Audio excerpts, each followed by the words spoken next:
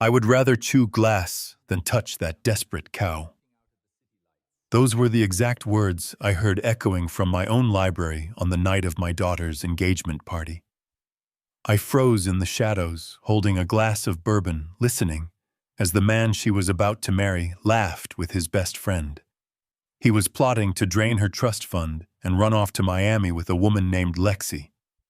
Most fathers would have stormed into the room and thrown a punch, but you do not survive 40 years in commercial real estate by losing your temper. You survive by smiling, setting a trap, and burying your enemies so deep they never see the sun again. Hit subscribe and let me know where you are watching from. Now let me take you back. The clinking of crystal glasses drifted through the gardens of my Dallas estate. I had just paid $80,000 to transform my backyard into a floral paradise for my only daughter, Natalie. She was a brilliant pediatrician with a heart far too pure for the ruthless reality of this world. She believed she had found her prince charming in Tristan Pierce, a man who introduced himself as a tech startup chief executive officer. Returning from the wine cellar, I heard voices coming from my private library. The oak doors were slightly ajar. "Come on, man, she is not that bad." The voice belonged to Bradley, Tristan's best man. I heard a soft chuckle followed by the clinking of ice. "Are you kidding me?" Tristan replied, his tone dripping with absolute disgust. "She is clingy, she is obsessed, and frankly, she is a desperate cow. But she is the only child of Richard Caldwell. Do you have any idea what that means? Once we sign that registry, I get the keys to the Caldwell Trust Fund. I just have to play the doting husband for 2 years. Then I cash out, file for divorce, and I am back on a yacht in Miami with Lexi." My blood turned to ice. "I am Richard Caldwell. I built the largest commercial real estate portfolio in Texas. I have negotiated with men who would cut your throat for $1. But nothing ever made me want to commit violence until that exact second. This arrogant parasite was standing in my home, drinking my scotch, and planning to ruin my daughter's life. He saw her not as a human being, but as an automated teller machine. He saw me as a clueless old man waiting to hand over his empire. My first instinct was to kick the doors open, drag him out by his collar, and throw him onto the street. But my mind immediately calculated the risks. If I attacked him now, I would look like the unhinged, controlling father. Natalie was blinded by love. She would be devastated, and Tristan would spin the narrative to make himself the victim.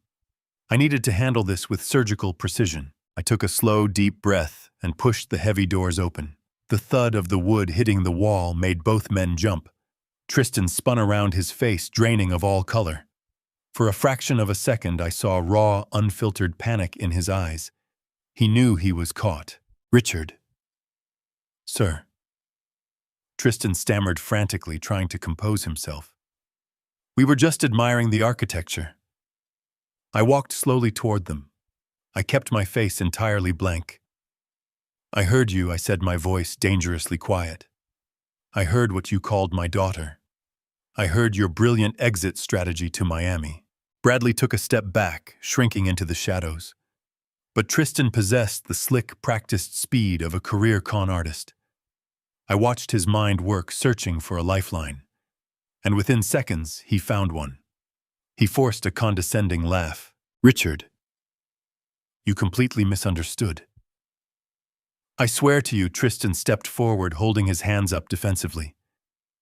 "We were not talking about Natalie. We were talking about a client.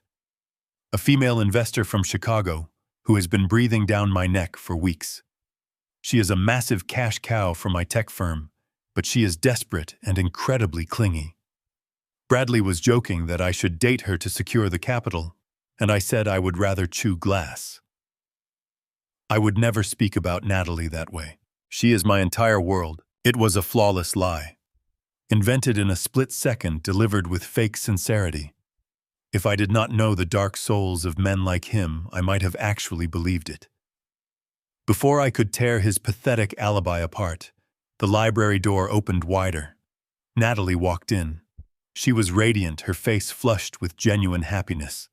She wrapped her arms around Tristan from behind, resting her chin on his shoulder. "What are my favorite men discussing?" she asked with a bright smile.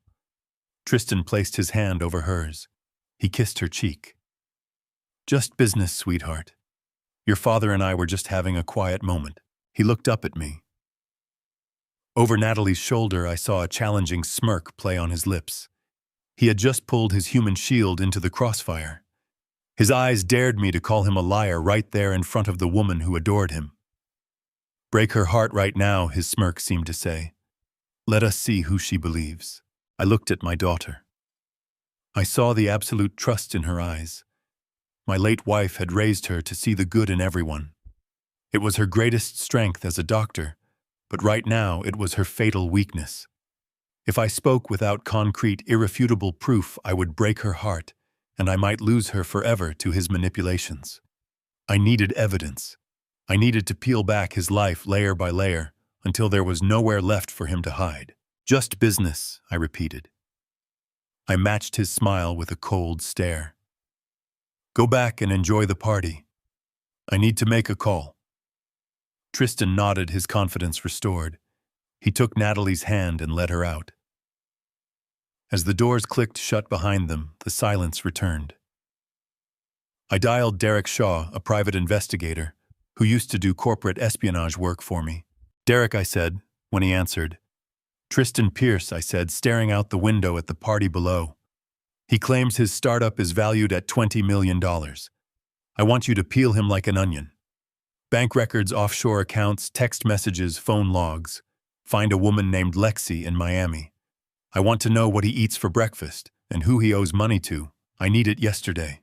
Consider it done, sir." I hung up the phone. I watched Tristan down in the garden smiling with my friends. He thought he had outsmarted the clueless old man. He thought he was playing a game he could win.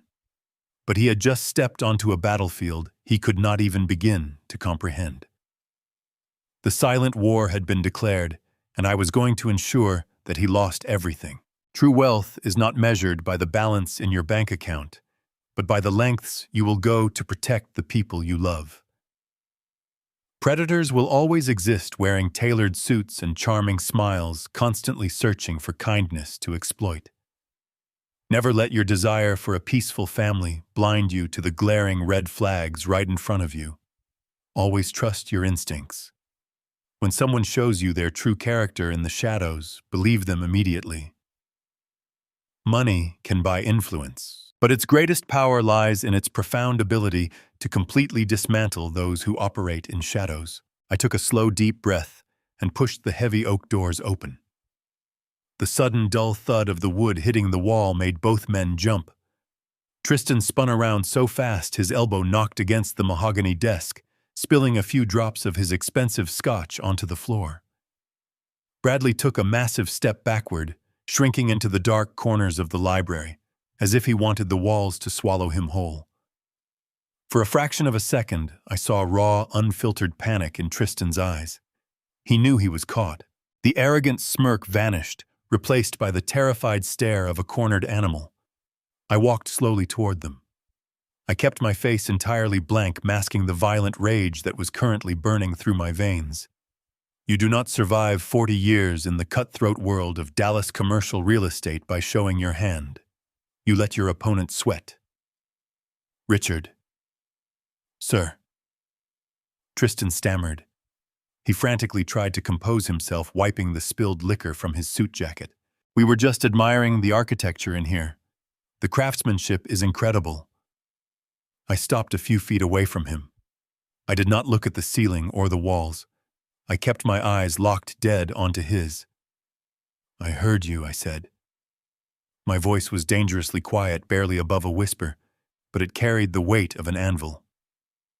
"I heard exactly what you called my daughter. I heard your brilliant exit strategy to Miami. I heard the name Lexi." The silence in the room became suffocating. Bradley looked physically sick, his hands trembling as he gripped his glass. I waited for Tristan to apologize. I waited for him to beg to drop to his knees and plead for forgiveness. But Tristan possessed the slick, practiced speed of a career con artist. I watched his mind work, racing through 1,000 calculations, searching for a lifeline in the middle of a hurricane. And within seconds, He found one. He forced a laugh. It was not a nervous laugh, but a condescending, patronizing one. He shook his head, looking at me as if I were a confused old man who had simply misheard a joke. Richard, you completely misunderstood. I swear to you on my life, Tristan stepped forward, holding his empty hands up defensively. We were not talking about Natalie. Good God, why would you even think that? We were talking about a client, a female investor from Chicago who has been breathing down my neck for the past 3 weeks. She is a massive cash cow for my technology firm, but she is incredibly demanding, desperate, and clingy. Bradley was just joking that I should date her to secure the venture capital we need for the next quarter. I told him I would rather chew glass. I would never, ever speak about Natalie that way. She is my entire world. It was a flawless lie.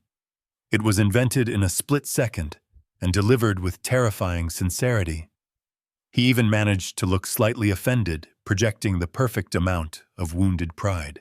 If I did not know the dark souls of men like him, if I had not spent my entire life negotiating with corporate sharks who could lie while staring at a crucifix, I might have actually believed him. I stared at him, analyzing the subtle shifts in his posture. His shoulders were slightly too rigid. His breathing was just a fraction too fast. He was a predator trying to hide in plain sight. I tightened my grip on my own glass, ready to verbally tear his pathetic alibi apart. I was going to demand to see his phone. I was going to demand the name of this imaginary Chicago investor. I was prepared to ruin him right there on the Persian rug. Before I could utter a single word, the library doors swung open wider. The tension in the room instantly fractured.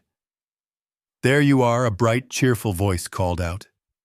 Natalie walked in. She was radiant, her face flushed with genuine happiness. She wore a stunning white silk dress I had bought for her in Paris just a month ago. At 30 years old, she was already a highly respected pediatrician at the city hospital. She spent her days working grueling 14-hour shifts, saving premature babies and comforting terrified parents. She possessed a heart far too pure for the ruthless reality of my world. She believed in the inherent goodness of people. She believed she had found her prince charming. She glided across the room and wrapped her arms around Tristan from behind, resting her chin softly on his shoulder. "What are my two favorite men discussing in here?" she asked, looking back and forth between us with a warm, trusting smile. Tristan placed his hand over hers. He kissed her cheek with a display of nauseating tenderness. "Just business, sweetheart," he murmured softly. "Your father and I were just having a quiet moment discussing some startup strategies." He looked up at me. Over Natalie's shoulder, I saw a challenging, arrogant smirk return to his lips. It was subtle, meant only for me to see. He had just pulled his human shield into the crossfire. His eyes dared me to call him a liar right there in front of the woman who adored him. "Break her heart right now," his smirk seemed to say. "Destroy her perfect night. Let us see who she believes." My mind raced. If I told her the truth right then without hard proof, it would be my word against his. Tristan would spin the narrative immediately. He would tell her that her wealthy, controlling father was trying to sabotage her happiness. He would claim I was paranoid, that I thought no one was ever good enough for my only daughter. Natalie would be devastated, caught in the middle of an ugly war. I could alienate her. I could push her right into his waiting arms. I looked at my daughter. I saw the absolute trust in her eyes. I saw the joy radiating from her smile. She was completely oblivious to the fact that she was holding on to a man who viewed her as nothing more than a bank account. I had to protect her, but I could not do it blindly. I needed concrete evidence. I needed financial records, text messages, and proof of this woman named Lexi. I needed to peel back his life layer by layer until there was nowhere left for him to hide. "Just business," I repeated slowly. I forced my facial muscles to relax. I matched his arrogant smile with a cold, dead stare. "You boys go back and enjoy the party. I need to make a phone call to close a deal." Tristan nodded, his confidence fully restored. He thought he had won the encounter. He thought I had accepted his miserable lie. He took Natalie's hand and led her toward the door. "Do not work too late, Dad," Natalie said, blowing me a kiss. "We need you out there for the toasts. I will be right there, sweetheart," I promised. The psychological war had officially begun, and I would destroy his life. I turned my back on the library doors and walked briskly down the grand hallway toward my private office. My heart was hammering against my ribs, echoing in my ears like a war drum. The physical toll of suppressing that level of violent, explosive rage was absolutely exhausting. Every instinct in my body had screamed at me to grab Tristan by his lapels and throw him through the stained glass windows. But you do not build a commercial real estate empire in Dallas by giving in to your primal urges. You build it by maintaining total control when everyone else expects you to break. I stepped into my office, locked the heavy mahogany door behind me, and walked over to the concealed wall safe.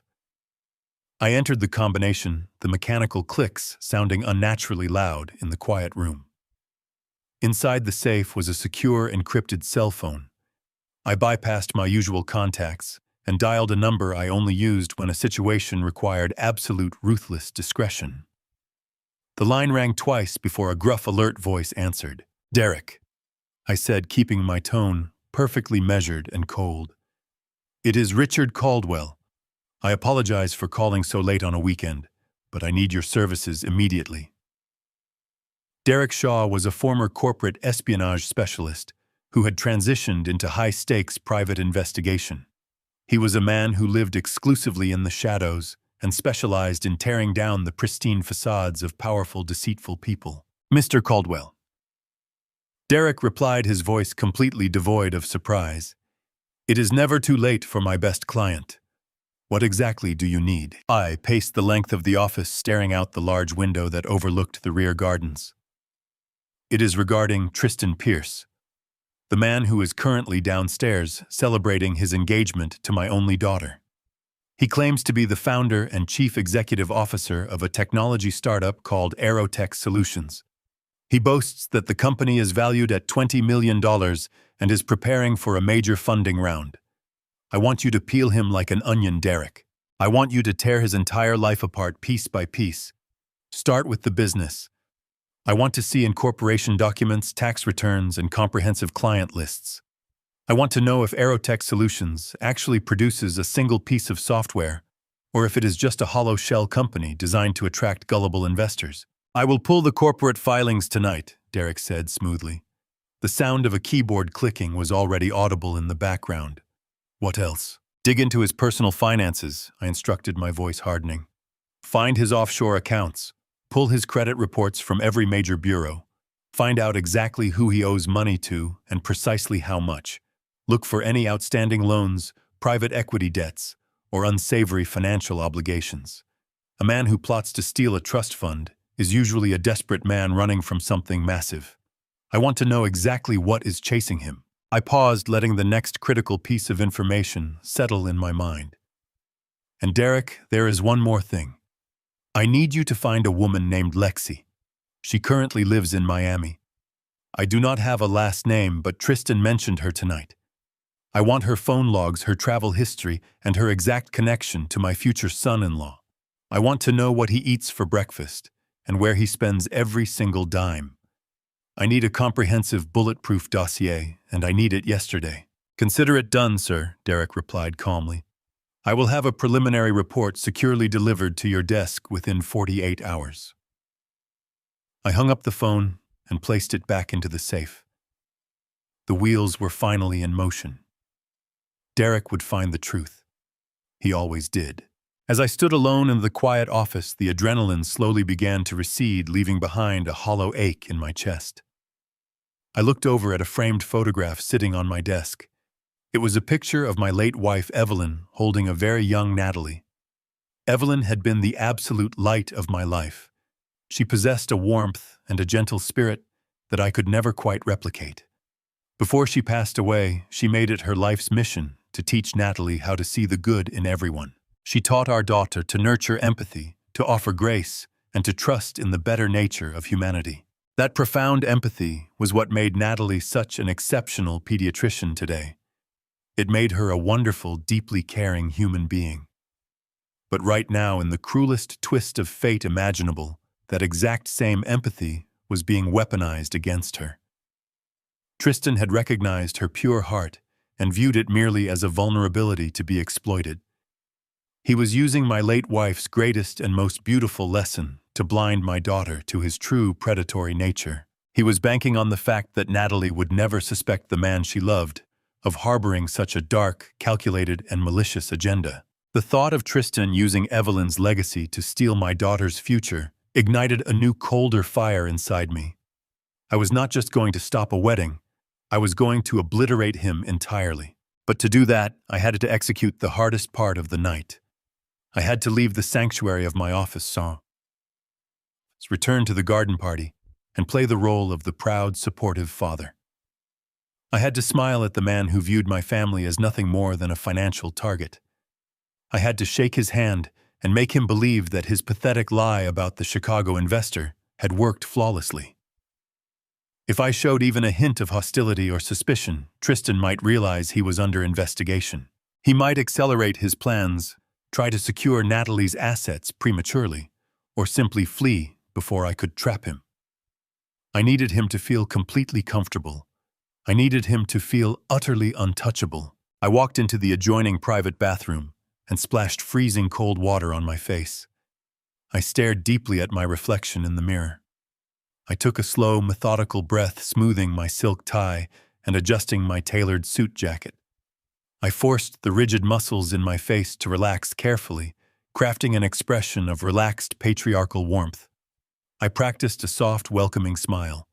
It was a terrifyingly convincing mask. I left the office and made my way down the grand, sweeping staircase.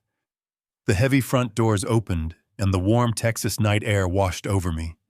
The garden was spectacular. Thousands of white roses draped elegantly over the stone archways.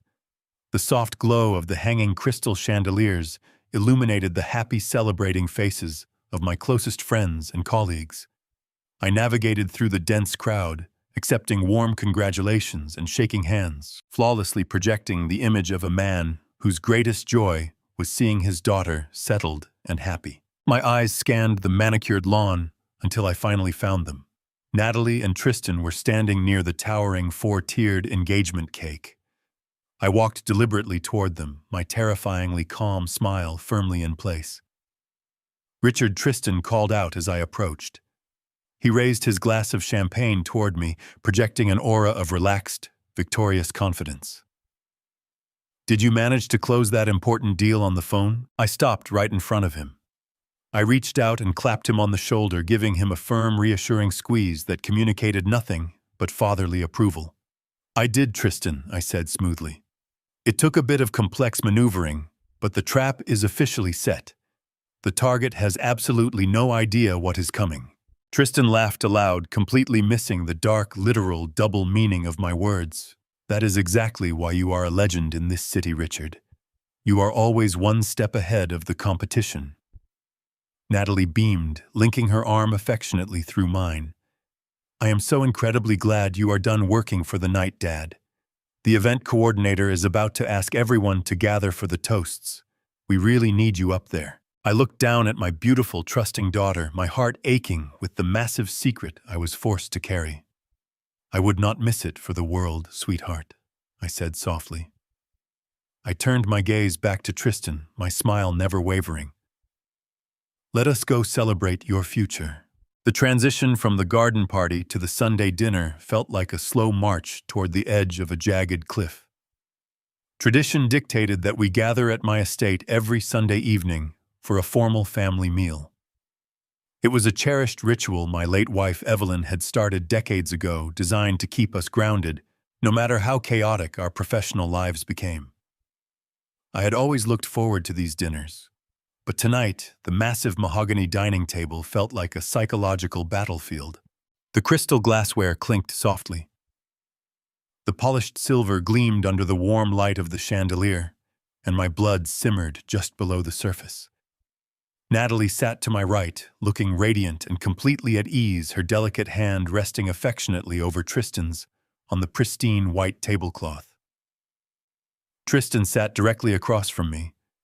He wore a tailored navy blazer over a crisp white shirt, exuding the relaxed, effortless charm of a man who firmly believed he held all the winning cards in a rigged game. He spent the first 20 minutes of the meal holding court, regaling Natalie and my household staff with grandiose tales of his supposed corporate conquests. He spoke fluidly about market disruption, leveraging synergistic paradigms, and revolutionizing the cloud infrastructure landscape. He confidently used every hollow buzzword in the Silicon Valley dictionary, painting a picture of massive success. Natalie watched him with absolute adoration, her eyes shining with immense pride as she listened to the man she believed was a visionary genius. I sat quietly at the head of the table, cutting my steak with slow, deliberate precision. I let him talk. I let him build his imaginary empire out of thin air. Over the past 40 years, I had negotiated with some of the most ruthless, brilliant, and deceptive corporate sharks in the United States. I had sat across from aggressive men who could bankrupt a major city without blinking an eye. Through those decades, I had learned to read micro-expressions long before behavioral experts ever wrote books about them. I knew the exact difference between the confident stillness of a man telling the absolute truth and the hyperactive performance of a man selling a desperate manufactured lie. Tristan was performing. His gestures were slightly too broad and sweeping. His laughter was a fraction too loud. He was constantly checking Natalie's face for validation, ensuring his human shield was still firmly in place and completely mesmerized. When the dessert plates were cleared away and the fresh coffee was poured, I decided it was time to apply the pressure. I folded my linen napkin, placed it neatly beside my plate, and leaned forward, resting my forearms heavily on the table. "Tristan," I said, my voice rich with a grandfatherly curiosity that perfectly masked the lethal trap I was laying. "I have been thinking a lot about your technology firm. Aerotech Solutions. Correct, you mentioned briefly at the engagement party that you are preparing for a massive Series B funding round." Tristan smiled broadly, taking a confident sip of his black coffee. "That is exactly right, Richard. We are poised for truly exponential growth this quarter. The market indicators are incredibly strong right now, and our proprietary algorithms are drawing a lot of serious attention from major coastal investors." "That is wonderful news," I replied smoothly, maintaining my warm expression. I have always admired the rapid agility of the technology sector. It is quite different from the slow grind of commercial real estate. Out of pure professional curiosity, how exactly are you structuring your capitalization table ahead of this new round? Are you dealing with participating preferred stock or standard convertible notes? Because I know firsthand how aggressive those venture capital firms can be regarding anti-dilution provisions. If you are not extremely careful with your current burn rate, they could easily trigger a down round and completely wipe out your founder equity before you even go public. The change in his demeanor was instantaneous, though completely invisible to the untrained eye. Natalie simply took a sip of her sparkling water, entirely oblivious to the heavy financial terminology being exchanged. But Tristan understood exactly what I was doing. I was not asking a polite fatherly question over dessert. I was demanding proof of life for his phantom company. For a fraction of a second, his charismatic mask slipped and shattered. I watched the pupil of his left eye dilate in sudden alarm. I saw the tiny, tight muscle in his jaw lock defensively. A microscopic bead of sweat manifested right at his hairline, catching the light of the chandelier. His brain was desperately scrambling, trying to search a mental database of business jargon that simply did not exist. He had thoroughly prepared for basic questions about apps, servers, and software development. He had not prepared for the brutal, granular mechanics of high-level venture capital financing. "That is a very insightful question," Richard Tristan finally said. His voice remained remarkably steady, but the pitch was half an octave higher than it had been a moment ago. "We are currently consulting heavily with our legal team in Delaware to ensure the capitalization table is completely optimized for the new investors. We are leaning toward a hybrid model to protect our early seed investors while maintaining our aggressive growth metrics. The specifics are a bit legally dense at the moment, and I am strictly bound by non-disclosure agreements. but I assure you we have top-tier representation handling all the complicated mechanics. It was a masterful, desperate dodge. He used a massive word salad to say absolutely nothing, wrapping his profound ignorance in the impenetrable, convenient armor of a non-disclosure agreement.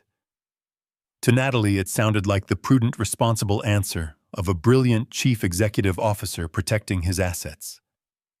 To me, it sounded exactly like a dying man desperately grasping at a broken branch as he fell down a cliff. Of course, I smiled, leaning back slowly in my leather chair. Discretion is paramount in any serious business. I would never ask you to violate a strict confidentiality agreement. I merely wanted to ensure you were properly protecting your assets. It would be a terrible, devastating shame to see you build such a magnificent company only to have ruthless, greedy investors steal it right out from under you. The dark double meaning of my words hung heavily in the tense air between us. Tristan swallowed hard. His throat bobbed nervously. He reached blindly for his water glass, his knuckles turning completely white as he gripped the heavy crystal. He took a long, slow drink, trying to buy himself another few precious seconds of composure before he had to speak again. "Tristan works so incredibly hard, Dad," Natalie chimed in, completely misreading the sudden suffocating tension in the dining room. She reached out and squeezed his arm affectionately. "I tell him all the time he needs to take a real break. Once the wedding is over and the funding round is finally secured, I am making him turn off his phone for 2 entire weeks on our honeymoon. I am really looking forward to it, sweetheart," Tristan managed to say, offering her a tight, visibly strained smile that did not reach his panicked eyes. The conversation naturally drifted away from business, gently steered by Natalie's cheerful, continuous updates about the floral arrangements and the final seating chart for the upcoming reception. I contributed to the wedding chatter with perfect, flawless, paternal enthusiasm. I nodded at all the right times. I laughed warmly at all the right jokes. I played the role of the wealthy, supportive patriarch without a single noticeable flaw. But underneath the polite pleasantries and the fine dining, the dynamic in the room had fundamentally and permanently altered. Tristan was no longer holding court with supreme arrogance. He was no longer the relaxed, untouchable predator who had so casually mocked my daughter in my private library. He was sitting rigidly upright in his chair, mindlessly picking at his remaining food, his eyes constantly and nervously darting toward me across the table. He knew. He did not know exactly what I had heard the previous night. He did not know that I had already hired a ruthless private investigator to systematically dismantle his entire existence. But he knew, without a shadow of a doubt, that I was testing him. He recognized the cold, calculating, and unforgiving intelligence hidden directly behind my grandfatherly smile. He finally realized that the clueless, trusting old man he had so confidently planned to exploit was actually a veteran apex predator who had just caught his scent. As the evening finally drew to a close and we stood together by the grand entrance to say our goodbyes, Tristan extended his hand toward me. His palm was slightly clammy against my skin. "Thank you for a truly wonderful dinner, Richard," he said, forcing himself to maintain direct eye contact. "It is always a pleasure to have you here, Tristan," I replied, making sure my grip on his hand was just a fraction tighter than necessary. "Drive safely tonight. You have a very big, unpredictable future ahead of you." I stood silently on the porch and watched his car disappear down the long, sweeping driveway of my estate into the dark night. The psychological war had officially escalated from the shadows directly into the light. I had fired the very first warning shot straight across his bow, and now the invisible clock was loudly ticking. Tristan Pierce was panicked. And panicked, desperate men always make catastrophic mistakes. I just had to be perfectly ready to catch him when he inevitably fell. The psychological warfare of that Sunday dinner was only the beginning of a long week. I spent 3 days maintaining the flawless illusion of a happy father. I approved floral arrangements. I even allowed Tristan to join me for a brief round of golf, letting him win by 2 strokes to artificially inflate his fragile ego. He played the part of the respectful future son-in-law to perfection, but I could see the underlying tension radiating from his posture. The invisible walls were closing in, and he felt the pressure building. On Thursday morning, the waiting came to an abrupt end. I was sitting at my oak desk when my secure line rang. It was the front desk security guard. Derek Shaw was on his way up. I closed my laptop and waited. 2 minutes later, the heavy glass doors to my office swung open. Derek walked straight across the room carrying a thick manila folder under his arm. His expression was completely grim, devoid of his usual professional detachment. "You were absolutely right to trust your gut on this one, Richard," Derek said, dropping the heavy folder directly onto my desk. "The kid is a walking fraud, but the reality is significantly worse than we anticipated." I leaned forward, pulling the folder toward me. I opened the cover and stared at a mountain of financial spreadsheets, offshore bank statements, and printed photographs. "Talk to me, Derek," I said, my voice completely devoid of emotion. "Tell me exactly what I am looking at." Derek planted his hands firmly on the outer edge of my solid oak desk. "Let us start with his magnificent technology empire." He began tapping a stack of incorporation documents. "Aerotech Solutions does not exist. It is a completely hollow shell company with no proprietary software, no engineering team, and zero functional product. The only thing he possesses is a rented virtual office space in Austin. The entire venture is a meticulously crafted mirage." I stared at the stark proof of his deception. A cold weight began to settle deep in my stomach. "So he is a con artist," I said slowly. "He has been selling smoke and mirrors to finance a lavish lifestyle."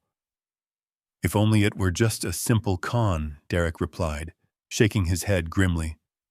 "Pulling off a con requires capital, and Tristan ran out of his own money 3 years ago. He is currently $4 million in debt. $4 million. I repeated, my eyes widening slightly as I scanned the highlighted financial ledgers. To who Derek separated 2 stacks of paper. "It is a highly volatile financial mix," he explained. "The first $2 million is owed to a private equity firm based out of New York. They gave him seed money based on fraudulent revenue projections.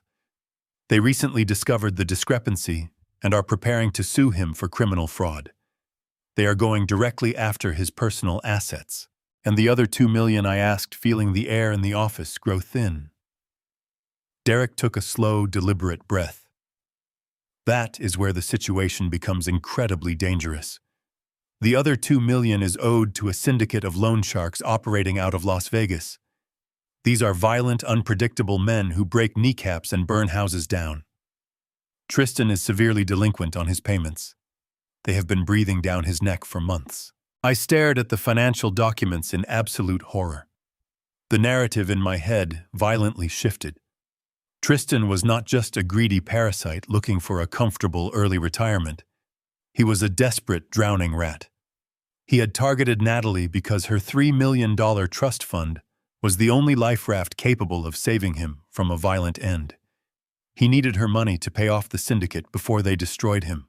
"The only reason he is still walking around in one piece," Derek continued softly, "is because he showed those Vegas lenders the receipt for the engagement ring. He promised them that he was marrying into the Caldwell commercial real estate empire. He bought himself a few weeks of grace by using your family name as collateral. The sheer audacity of his plan made my blood boil. He leveraged my daughter to save himself." "What else, Derek?" I demanded. "You mentioned a woman in Miami." Derek reached into the manila folder and pulled out a photograph, sliding it carefully across the desk. It showed Tristan standing on the deck of a luxury yacht in Miami. He was holding a glass of champagne, his arm wrapped tightly around the waist of a stunning blonde woman. "That is Lexi," Derek stated simply. "She is a 24-year-old social media model. He has been secretly wiring her $30,000 a month for the past year to maintain her lavish lifestyle in Florida. He uses an offshore account in the Bahamas to hide the transactions from his current creditors." I looked closely at the photograph, analyzing every detail. The woman was beautiful, but there was something else. She was wearing a form-fitting sundress, and her stomach was very visibly rounded. I pointed a trembling finger at the photograph. "Is she pregnant?" Derek nodded. "Yes. She is 4 months pregnant. According to the medical records I managed to acquire, it is a boy. Tristan is the registered father. He is actively starting an entirely new family in Florida using the money he intends to steal from Natalie. I sat back in my heavy leather chair. The silence in the office was absolute and incredibly heavy. The picture was complete. The scope of his betrayal was so massive, so profoundly evil, that it almost defied human comprehension. He was planning to marry my pure, trusting daughter, drain her entire financial future to satisfy his violent creditors, and then abandon her to raise a child with his mistress in Miami. He had reduced Natalie to a mere financial transaction. I closed my eyes for a long moment, organizing the chaotic storm of fury into a cold, sharpened weapon. I could not allow him to walk away. I had to completely annihilate his ability to ever harm anyone again. I had to strip him of every single resource he possessed. "Derek," I said, opening my eyes and looking at the investigator with a gaze that held absolutely no mercy. "I want you to gather every single piece of contact information for the private equity firm in New York and the lending syndicate in Las Vegas. Find me the names of their primary decision-makers. Do not make contact with them yourself. Just give me the numbers." Derek looked at me, a glimmer of deep understanding flashing in his eyes. "You are not just going to break off the engagement, are you?" "No," I replied, picking up the photograph of Tristan and his pregnant mistress. "Violence is a cheap temporary solution. I am going to buy his debt. I am going to become his sole creditor. And then I am going to bury him so deeply in financial ruin that he will never see the light of day again. Get Gregory Hughes on the line immediately.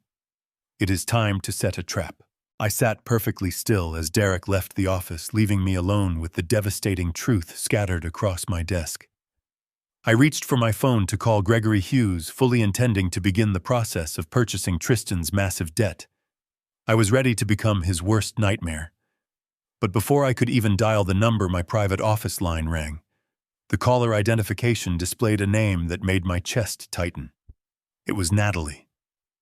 I took a deep, steadying breath, smoothing the sharp edges of anger from my voice, and answered the call. "Hello, sweetheart," I said, leaning back in my heavy leather chair.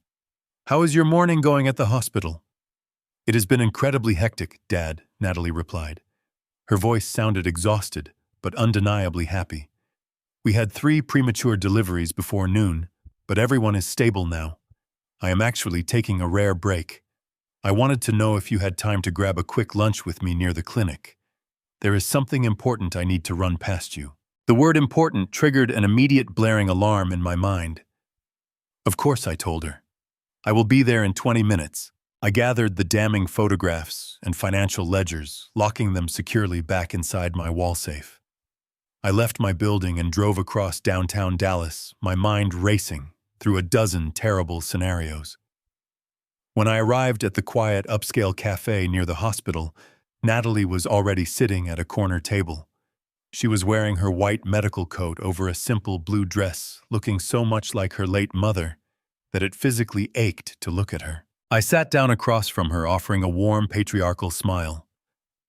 "What is on your mind, sweetheart?" I asked, ordering a black coffee from the passing waiter. "Is everything all right with the wedding preparations?" "Everything is perfect, Dad," she beamed, resting her hands on the table. "Actually, it is about our financial future. Tristan has been so incredibly proactive lately.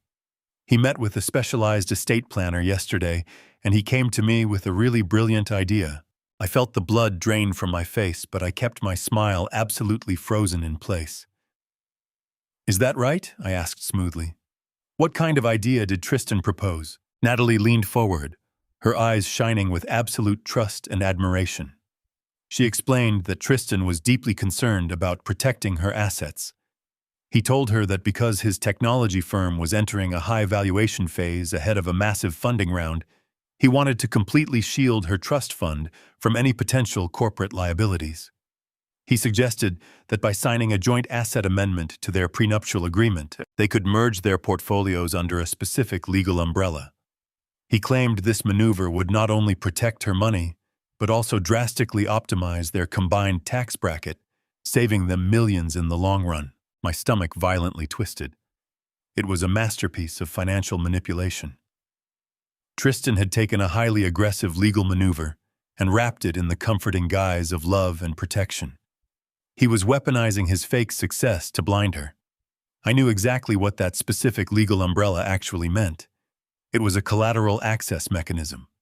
The absolute second Natalie signed that amendment, her isolated trust fund would become a joint marital asset. Tristan would gain the immediate, unrestricted legal right to borrow against her $3 million. He would use her money to pay off the violent Las Vegas loan sharks who were currently hunting him down, leaving my daughter holding the bag for his criminal debts. That sounds very complex, I said carefully, maintaining a tone of mild fatherly curiosity. When exactly are you planning to execute this amendment? This afternoon, Natalie replied casually, taking a sip of her iced tea. We have an appointment with the notary at 4 o'clock. Tristan said it is better to get the paperwork out of the way now so we can just focus entirely on the wedding next week. I glanced at my watch. It was currently 1 o'clock in the afternoon. I had exactly 3 hours to stop my daughter from signing her entire future over to a desperate drowning predator. My first instinct was to slam my fist onto the table and scream the truth. I wanted to tell her about the loan sharks, the fake company, and the pregnant mistress living in Miami. But I remembered the absolute adoration in her eyes. I remembered how deeply she loved this man. If I destroyed her illusion right here in a public cafe without easing her into the reality, the shock might break her completely. Furthermore, if she confronted Tristan with my accusations, he would immediately realize I was investigating him. He would panic, flee the state, and avoid the devastating, inescapable trap I was currently building for him. I needed to stall the signing, but I had to do it using a lie of my own. Natalie, sweetheart. I began lowering my voice to a conspiratorial whisper. I was actually hoping to keep this a complete secret until the rehearsal dinner. But you are forcing my hand early. Natalie looked confused. Her brow furrowed slightly. Keep what a secret, Dad. I reached across the small table and gently squeezed her hands. I am preparing a massive financial wedding gift for the two of you. I lied seamlessly, channeling 40 years of boardroom acting. It involves a very complex transfer of commercial real estate assets into your primary trust fund. My legal team has been working on the transfer for weeks. If you sign any joint asset amendments today, it will completely alter your tax classification. Doing so would trigger massive, immediate federal tax penalties on the gift I am trying to give you. It would be a catastrophic logistical nightmare. Natalie's eyes widened in genuine surprise. Dad, you do not have to give us anything else. You are already paying for this entire beautiful wedding. I want to do this, I insisted, pouring every ounce of fatherly love I possessed into my gaze. But I need a very big favor from you. I need you to leave your trust fund entirely untouched and unamended for the next 30 days. Let my attorneys finish their work. Once the wedding is over and the dust settles, you and Tristan can restructure your taxes however you see fit. Can you do that for me? Can you postpone the signing? Natalie smiled warmly, deeply touched by my fabricated generosity. She squeezed my hands back. Of course, Dad. I had no idea you were doing all of that. I will text Tristan right now and tell him we need to cancel the appointment with the notary. She pulled her mobile phone from her purse and quickly typed out a message. I sat perfectly still watching her screen. Less than 30 seconds later, 3 gray typing dots appeared. Tristan was responding. I knew exactly what was happening on the other end of that digital connection. Tristan was sitting somewhere in the city, sweating profusely, staring at his phone in sheer, unadulterated panic. His violent creditors were demanding their money, and his guaranteed lifeline had just been snatched away at the very last possible second. He says the lawyer is going to charge us a cancellation fee, she told me, typing her response. I just told him it does not matter, and that we absolutely must wait until after the honeymoon. He is a little disappointed because he wanted everything perfectly organized, but he says he understands completely. I took a slow, steady sip of my black coffee, masking the cold, predatory satisfaction that was currently flooding my veins. Tristan did not understand at all. He was simply terrified. He had tried to launch a preemptive strike to steal my daughter's wealth, and he had failed. He was now backed securely into a corner with absolutely no way out. The Las Vegas syndicate would not wait until after the honeymoon. They wanted their $2 million immediately. I finished my lunch with my beautiful daughter, listening to her talk excitedly about her dress fittings and the upcoming honeymoon to the Maldives. Every time she smiled, my resolve hardened into solid steel. I walked her back to the entrance of the pediatric clinic, kissing her gently on the forehead before watching her disappear through the sliding glass doors. Once she was completely out of sight, I pulled my secure phone from my breast pocket. The time for defensive maneuvering had officially ended. It was time to go on the offensive. I dialed the number for Gregory Hughes, my primary corporate attorney, as I walked briskly back to my waiting car. "Gregory Thumb," I said the moment he answered. "I need you to draft a highly specialized investment contract immediately. We are going to offer Tristan Pierce $10 million, but the terms need to be absolutely lethal. I want a blanket lien placed on every single asset he currently possesses." I slid into the driver's seat of my vehicle, gripping the steering wheel tightly. The trap was finally ready. I sat in the isolation of my vehicle for several minutes. The steady hum of the engine was the only sound breaking the heavy silence. My corporate attorney was already moving with ruthless efficiency to draft the lethal investment contract. But the feeling of absolute control was suddenly shattered by a sharp vibration from my secure phone. It was Derek. The private investigator had just intercepted a highly alarming digital communication. Tristan was not accepting the delay. My daughter had texted him earlier to cancel their afternoon appointment with the estate planner, but Tristan was far too desperate to simply take no for an answer. The violent lending syndicate in Las Vegas had just issued him a strict, non-negotiable deadline. He needed liquid collateral immediately. Derek informed me that Tristan had secretly dispatched a mobile notary directly to the pediatric clinic. He was planning to ambush Natalie between her patient consultations. He intended to pressure her into signing the joint asset amendment under the guise of a last-minute wedding emergency. The sheer, unadulterated audacity of his plan made my jaw clench so tightly my teeth actually ached. He was actively trying to bypass my intervention and manipulate her in her own workplace. I shifted the car into gear and pulled out of the parking lot, merging aggressively into the heavy downtown traffic. I drove toward the city hospital with a singular icy focus. I navigated the familiar congested streets of Dallas, my mind calculating every possible variable. I had to reach the clinic before that notary did. I had to protect her without exposing the ugly, horrifying truth just yet. When I finally arrived at the sprawling medical complex, I bypassed the main visitor parking and left my vehicle in the restricted executive zone. I walked swiftly through the automatic sliding glass doors, the sterile scent of antiseptic immediately filling my lungs. The pediatric wing was located on the third floor of the main building. I stepped out of the elevator into a bright, bustling corridor, painted in soft, comforting pastel colors. The stark contrast between this nurturing environment and the dark, predatory world Tristan inhabited was incredibly jarring. This was a sanctuary of healing and pure innocence. I walked toward the central nurses' station and paused. Through the large viewing window of a specialized treatment room, I saw my beautiful daughter. Natalie was sitting on a low stool beside a small hospital bed. She was speaking softly to a pale, frightened little boy holding a stuffed animal. I watched as she gently brushed a stray lock of hair from his forehead, her face radiating an absolute boundless compassion. She smiled at the exhausted parents standing nearby, offering them the kind of genuine, profound reassurance that no amount of money could ever possibly buy. My chest swelled with an overwhelming protective pride. My late wife had raised a truly magnificent human being. Natalie possessed a soul so incredibly bright and giving that it naturally attracted people to her. But that same beautiful light had also attracted a dangerous parasite. Tristan did not love her. He did not value her brilliant mind or her boundless empathy. He only saw a gullible target a convenient vehicle to clear his massive gambling debts and fund a lavish lifestyle with his pregnant mistress in Miami. Watching her care for those sick children, any lingering trace of paternal hesitation completely evaporated from my mind.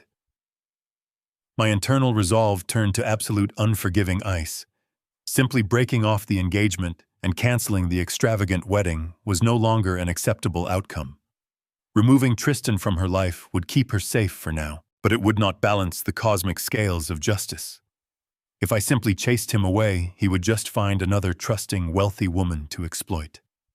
He would continue to ruin innocent lives, leaving a massive trail of financial and emotional devastation in his wake. I decided in that very moment that I must completely annihilate his ability to ever harm anyone again. I would strip him of his freedom, his reputation, and his entire future. I turned my attention away from the treatment room just as a man in a cheap gray suit stepped off the elevator. He carried a thick leather briefcase and looked nervously around the busy pediatric ward. I recognized the predatory shuffle immediately. It was the mobile notary Tristan had sent. I intercepted him before he could even approach the main reception desk. I stepped directly into his path, blocking his line of sight to my daughter's clinic. "Excuse me," I said, my voice carrying the quiet, undeniable authority of a man who owned half the commercial buildings in the downtown business district. "You are looking for Dr. Natalie Caldwell." The notary blinked in surprise, clearly intimidated by my sudden, imposing presence.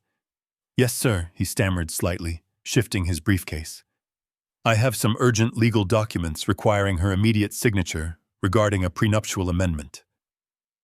I reached out and firmly placed my hand on his shoulder, turning him smoothly back toward the waiting elevators. "I am Richard Caldwell," I stated simply, letting the weight of my name settle over him. "I am her father. My daughter is treating critically ill children, and I will not allow her to be interrupted for any reason. Furthermore, those documents you are carrying are no longer valid. My legal team is restructuring the financial arrangement for a corporate gift. If my daughter signs those papers today, it will trigger catastrophic federal tax penalties. You will return to whoever hired you and inform them the signing is indefinitely postponed. Do you understand me?" The notary swallowed hard, recognizing he was entirely out of his depth. He nodded quickly, backing into the elevator without uttering a single word of protest. I watched the doors slide shut, eliminating the threat. I took a deep breath and walked to the treatment room. Natalie stepped out a few minutes later, looking tired but deeply fulfilled. She looked up and gasped in pleasant surprise. "Dad? What are you doing here?" she asked, pulling me into a warm hug. "I just wanted to see my favorite doctor," I replied smoothly, returning her embrace. "And I wanted to personally ensure you successfully canceled that notary appointment. My banking team is working around the clock to finalize your wedding gift, and we cannot risk legal complications right now." Natalie smiled, shaking her head affectionately. "You are entirely too much, Dad." "Yes," I told Tristan we must wait. He pushed back earlier, saying the notary was already here, but I was firm. I told him my patients come first, and your gift requires absolute patience. I kissed her forehead, masking the satisfaction in my chest. "You are a smart woman, sweetheart," I murmured. I walked her toward the break room, listening to her phone chime incessantly in her pocket. It was Tristan desperately trying to salvage his collapsing lifeline, but he was too late. I had severed his access to her trust fund. He was now completely isolated, drowning in violent debt, and desperate for a miracle. Tomorrow I would invite him to my office and offer the exact miracle he was looking for. The next morning arrived with the heavy, oppressive heat that Dallas was famous for. I stepped into the private elevator of my downtown headquarters at exactly 7 o'clock. The quiet hum of the machinery lifting me 40 floors above the city matched the calculated rhythm of my thoughts. I was not just going to stop a wedding today. I was going to surgically dismantle a predator who thought he could use my family as a financial shield. When the doors parted to my expansive executive suite, Gregory Hughes was already waiting for me in the private boardroom. Spread across the long mahogany table was a stack of dense, intimidating documents. I poured myself a black coffee and took a seat opposite him. Gregory pushed the thickest folder toward me. "It is exactly as you requested, Richard," he said, his voice completely devoid of emotion. "This is a 50-page investment agreement for a $10 million capital injection into Aerotech Solutions. The financial language is standard for a mezzanine funding round, but the collateral clauses buried in Section 4 are absolutely draconian. We have included a comprehensive blanket lien. If Tristan Pierce accepts this money, he is legally pledging his company, his personal bank accounts, his luxury vehicles, his condominium, and any future earnings as collateral. Furthermore, there is an immediate default trigger. If he commits any act of moral turpitude, fraud, or extortion, the entire debt becomes payable on demand. If he defaults, you have the unilateral right to seize every single asset he owns without prolonged litigation." I flipped through these dense pages of legal terminology. It was a masterpiece of corporate warfare. A legitimate businessman would never sign a document like this without a team of aggressive lawyers spending a month tearing it apart.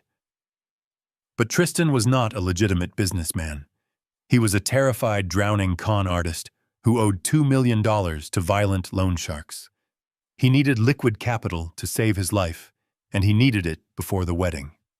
He was entirely out of time. "Thank you," Gregory I murmured, closing the folder. "Have security clear Mr. Pierce for entry. I am expecting him at 10 o'clock. I kept my tone incredibly warm on the phone, playing the role of the proud, supportive patriarch to absolute perfection. I told him I had a massive surprise regarding his upcoming nuptials and insisted he come to my office alone. When Tristan walked through my double doors 3 hours later, the physical toll of his secret panic was remarkably evident. The skin around his eyes was tight, and his posture lacked the effortless, arrogant swagger he had displayed in my library just days ago. The failed notary ambush at the pediatric clinic had clearly terrified him. He knew the Las Vegas syndicate was closing in, and his primary escape route had been temporarily blocked. "Richard." "Thank you for inviting me," Tristan said, forcing a bright, charismatic smile as he crossed the vast expanse of my office. He extended his hand. "Your assistant mentioned a wedding surprise." I stood up from my desk and shook his hand warmly, completely ignoring the slight clamminess of his palm. "Please take a seat, Tristan."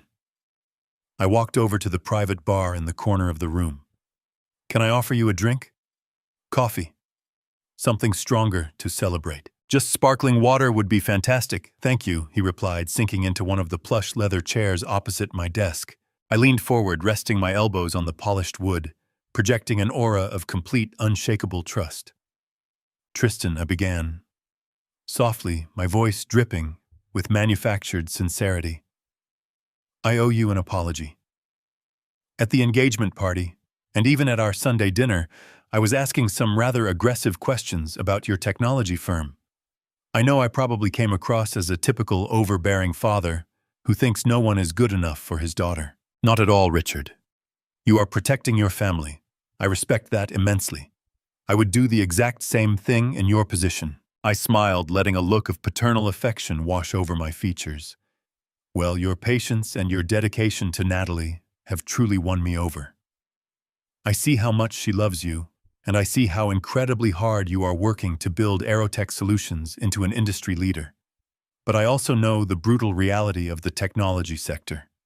Raising capital for a funding round can be an absolute nightmare. The venture capital firms want to strip you of your equity and control your board of directors. I do not want to see my son-in-law lose the company he built from the ground up just because he needed growth capital." Tristan was staring at me, his breathing shallow. He was hanging on to my every word, his mind racing to comprehend where this conversation was heading. "That is why I continued smoothly. I have decided to step in. I want to ensure you and Natalie start your marriage with absolute financial security. As my personal wedding gift to the two of you, I am going to bypass the venture capital sharks. I am going to personally invest $10 million directly into Aerotech Solutions. The crystal glass slipped slightly in Tristan's hand. He caught it just before it spilled, placing it onto a coaster with trembling fingers. He stared at me with wide, disbelieving eyes. $10 million. To a man suffocating under a $4 million mountain of lethal debt, I had just offered the ultimate salvation. Richard. He stammered, his polished facade cracking under the sheer weight of his greed. I am speechless. That is an incredibly generous offer. I do not even know what to say to you right now. You do not have to say anything, I replied cheerfully. You just have to review the paperwork. I reached into my desk drawer and pulled out the thick, 50-page contract Gregory had prepared. I dropped it onto the desk. The heavy thud echoed through the quiet office. It was the physical manifestation of his greed, perfectly bound in premium leather folders.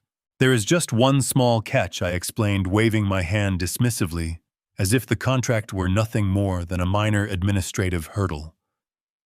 Because this is a massive transfer of personal capital, my legal team insisted on some standard protective measures. It is entirely procedural. The contract includes a blanket lien on your business and personal assets. It simply means that until the company hits its projected revenue targets next year, your assets act as collateral for the $10 million. It protects me from federal gift tax liabilities and keeps the corporate auditors happy. Once the wedding is over and the company goes public, we dissolve the lien entirely. Tristan stared down at the massive stack of dense legal paper. His eyes flickered back and forth between the contract and my face. A normal executive would have immediately requested a week to let a legal team analyze every single clause. A legitimate founder would have balked at the idea of pledging his personal condominium and bank accounts for corporate funding. But Tristan was just incredibly desperate. Tristan sat frozen in the chair opposite my desk, his eyes darting across the first page of the document. He was a predator accustomed to controlling the narrative, manipulating conversations with easy charm. But right now, sitting in my corporate fortress, he was out of his depth. He touched the paper, tracing the seal. $10 million was a staggering amount of capital. It was enough to silence the loan sharks hunting him down in Las Vegas. It was enough to settle his fraudulent accounts with the equity firm in New York. It was the ultimate escape hatch for a man suffocating under the crushing weight of his lies. But the cost was stepping into a financial cage I had meticulously designed to ruin him. I watched his Adam's apple bobbing against his white collar. He flipped to the fourth section, skimming the paragraphs detailing the blanket lien. I saw his jaw tighten, reading the clauses tying his luxury condominium vehicle's business assets and offshore accounts to the funding. Gregory had drafted an agreement so punishing, it left no room for negotiation. Is there a problem, Tristan? I asked, keeping my voice gentle, patient, and paternal. If you are not entirely comfortable with the collateral requirements, we can delay the investment. I can have Gregory draft a traditional equity split, but that will require a board review. It would take 3 or 4 months to finalize the transfer and pass auditing procedures. I leaned back in my chair and checked my watch, projecting casual indifference. I just thought it would be a wonderful gesture to have the funds secured in your accounts before the wedding next week. It would allow you to focus entirely on my daughter and your honeymoon instead of worrying about venture capital pitches. The mention of a 4-month delay sent a shockwave through his body. His violent creditors were not going to wait 4 months. They were not even going to wait 4 days.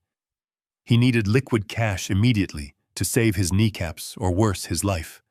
The illusion of his wealthy lifestyle was cracking, and the consequences of his failures were breathing right down his neck. I do not want to delay anything, Richard, he replied quickly.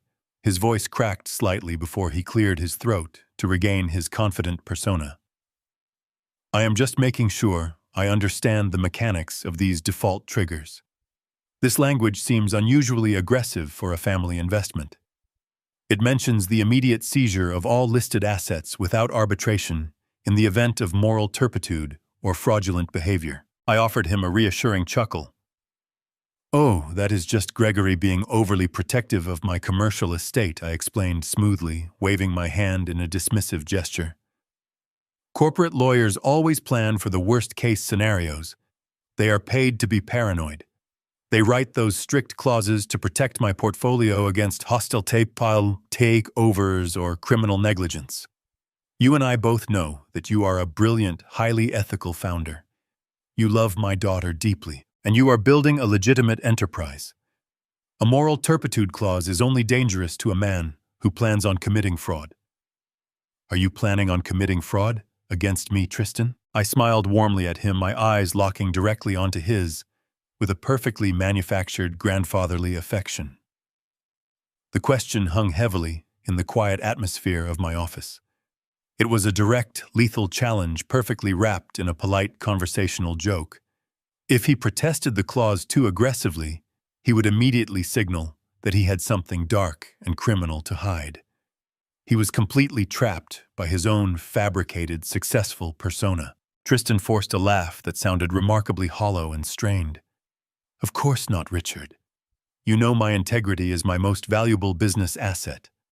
I am just accustomed to having my own legal team review corporate documents of this magnitude before executing them. Perhaps I should forward this to my attorneys in Delaware, just for a quick compliance check before we move forward. I shrugged my shoulders, maintaining my flawlessly calm demeanor.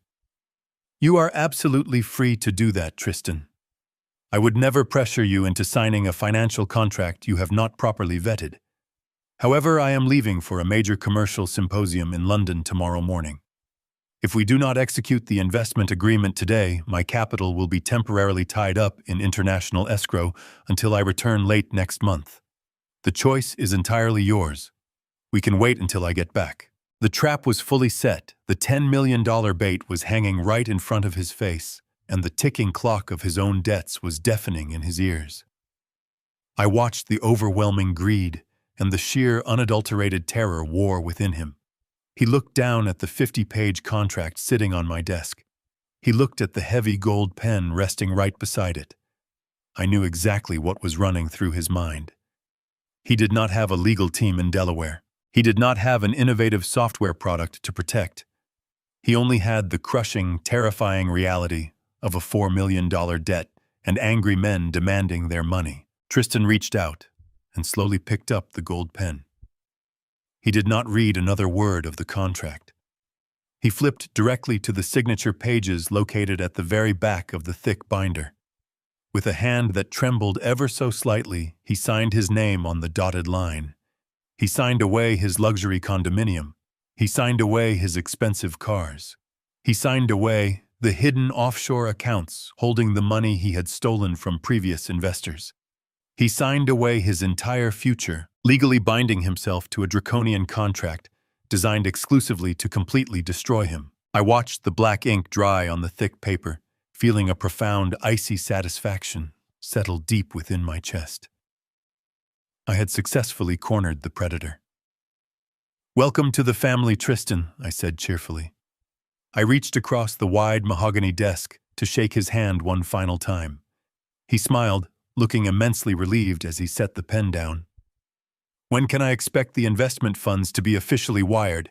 he asked, unable to keep the desperate, gnawing hunger completely out of his voice. I pulled the signed contract toward me and carefully closed the leather cover. "It is a very large transfer," I explained carefully. "Federal banking regulations require a mandatory compliance review for any sudden domestic wire exceeding $5 million. The funds should clear your accounts by next Wednesday, just a few days before the wedding ceremony." I saw the briefest flash of pure, unfiltered panic return to his eyes. Next Wednesday was far too late. He needed the money today. He had just locked himself into my financial cage, but his immediate desperate crisis had not been solved. He stood up, buttoning his tailored suit jacket with shaking fingers. He thanked me profusely before rushing out the heavy oak door. He was completely unaware that his incredibly desperate need for immediate cash was about to drive him to commit the ultimate, unforgivable federal crime that would seal his absolute and permanent destruction. The heavy oak door clicked shut, leaving me alone in the profound silence of my executive office. Tristan Pierce was currently riding the elevator down to the lobby, clutching a leather-bound contract that he believed was his ultimate salvation. In reality, he was carrying a ticking time bomb. The $10 million investment I had promised him was entirely genuine, but the procedural delay I had fabricated was the true weapon. I had deliberately engineered a window of 5 days where he would be legally bound to my draconian collateral terms, yet remain utterly devoid of the liquid capital he needed to satisfy his violent creditors. I knew exactly how desperate men operated when they were backed into a corner with no viable escape route. They simply reacted to the immediate threat standing directly in front of them. For Tristan, that threat was the Las Vegas lending syndicate. Derek Shaw had informed me earlier that morning that the syndicate had officially lost their patience. They had issued Tristan a strict non-negotiable ultimatum. He had 48 hours to deliver $2 million, or they were going to start dismantling his life in a very physical, highly irreversible manner. Showing them my signed investment contract might have bought him a few extra days of grace previously, but loan sharks did not accept corporate promises. The following 48 hours were an exercise in supreme psychological endurance as I went about my normal daily routine with meticulous precision. But beneath that calm exterior, I was waiting for the inevitable fracture. I was waiting for Tristan to realize that the closing walls were going to crush him before my promised wire transfer ever arrived. On Friday afternoon, the fracture finally occurred. I was sitting in my private study at the estate reviewing a quarterly tax projection when my secure phone illuminated. The caller identification displayed the name of my primary wealth manager at the Federal Bank, a man named Harrison, who had overseen the Caldwell Family Trust for over 2 decades. Harrison was a professional who never called my personal encrypted line unless a situation required immediate, highly sensitive authorization. I answered the call, my posture instantly straightening. Mr. Caldwell Harrison began, his tone strictly professional, but carrying a subtle undercurrent of urgent concern. I apologize for interrupting your afternoon, but we have a highly irregular compliance issue regarding Natalie's primary trust account. My heart slowed its rhythm, beating with a cold, heavy certainty. Approximately 20 minutes ago, Harrison explained Tristan Pierce entered our downtown branch. He presented a fully executed joint asset authorization amendment, legally merging his financial portfolio with Natalie's trust. Accompanying this amendment was an expedited collateral withdrawal request. He is attempting to pull $2 million in liquid cash against the primary trust balance. The sheer, unadulterated audacity of his maneuver was staggering. He had bypassed the notary ambush, bypassed the legal waiting period, and marched directly into a federal financial institution to drain my daughter's wealth. Did Natalie accompany him to the branch? I asked, my voice deadly quiet. Mr. Pierce stated that she was currently in surgery at the pediatric clinic and could not be disturbed. However, the joint asset amendment he submitted bears her physical signature alongside the stamp of a licensed public notary. The documentation appears entirely legitimate on a surface level, which is why it passed the initial teller review. But given the massive withdrawal amount and the proximity to the wedding, our internal risk management protocols required me to place a temporary hold on the wire transfer until I spoke with you. I sat completely still, staring at the polished wood of my desk. I had personally spoken to Natalie just the day before. She had explicitly promised me that she would not sign any joint asset amendments until my fictional corporate gift was fully finalized after the honeymoon. My daughter never broke a promise to me, Harrison, I said carefully, choosing my words with absolute precision. My daughter is indeed working a grueling shift at the hospital today. She has not signed any legal documents, and she certainly has not authorized a $2 million withdrawal for a venture capital closing. The gravity of my statement settled heavily between us.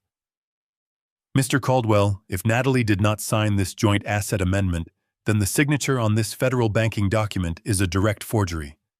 Mr. Pierce has submitted falsified legal documents to a federally insured institution in an attempt to extract $2 million. That is a Class B federal felony. It constitutes severe wire fraud and bank fraud.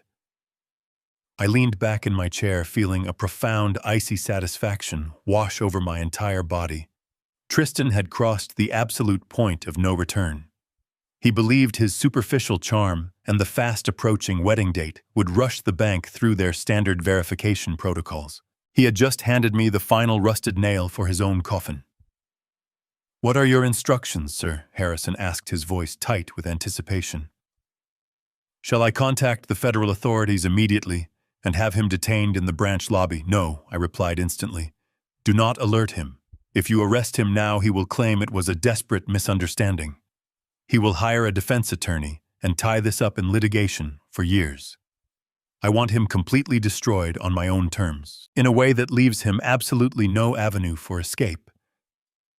I stood up and began pacing the length of my study. "I need you to formally reject the withdrawal request, Harrison. Tell Tristan that the capital transfer failed a secondary compliance review due to international tax hold regulations. Tell him the funds cannot possibly be cleared until late next week. Give him a highly technical bureaucratic excuse that he cannot possibly argue against. Let him walk out of the bank believing his transaction was merely delayed, not discovered." "Understood, sir." "And the forged documents?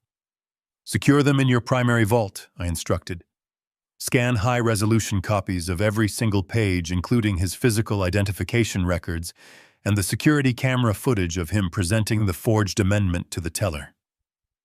Send all of those encrypted files directly to my personal corporate attorney, Gregory Hughes. We are going to need that irrefutable evidence very soon. I will handle it immediately, Mr. Caldwell." I terminated the call and placed the phone down on my desk. The silence in my study was absolute. The psychological trap had officially snapped shut.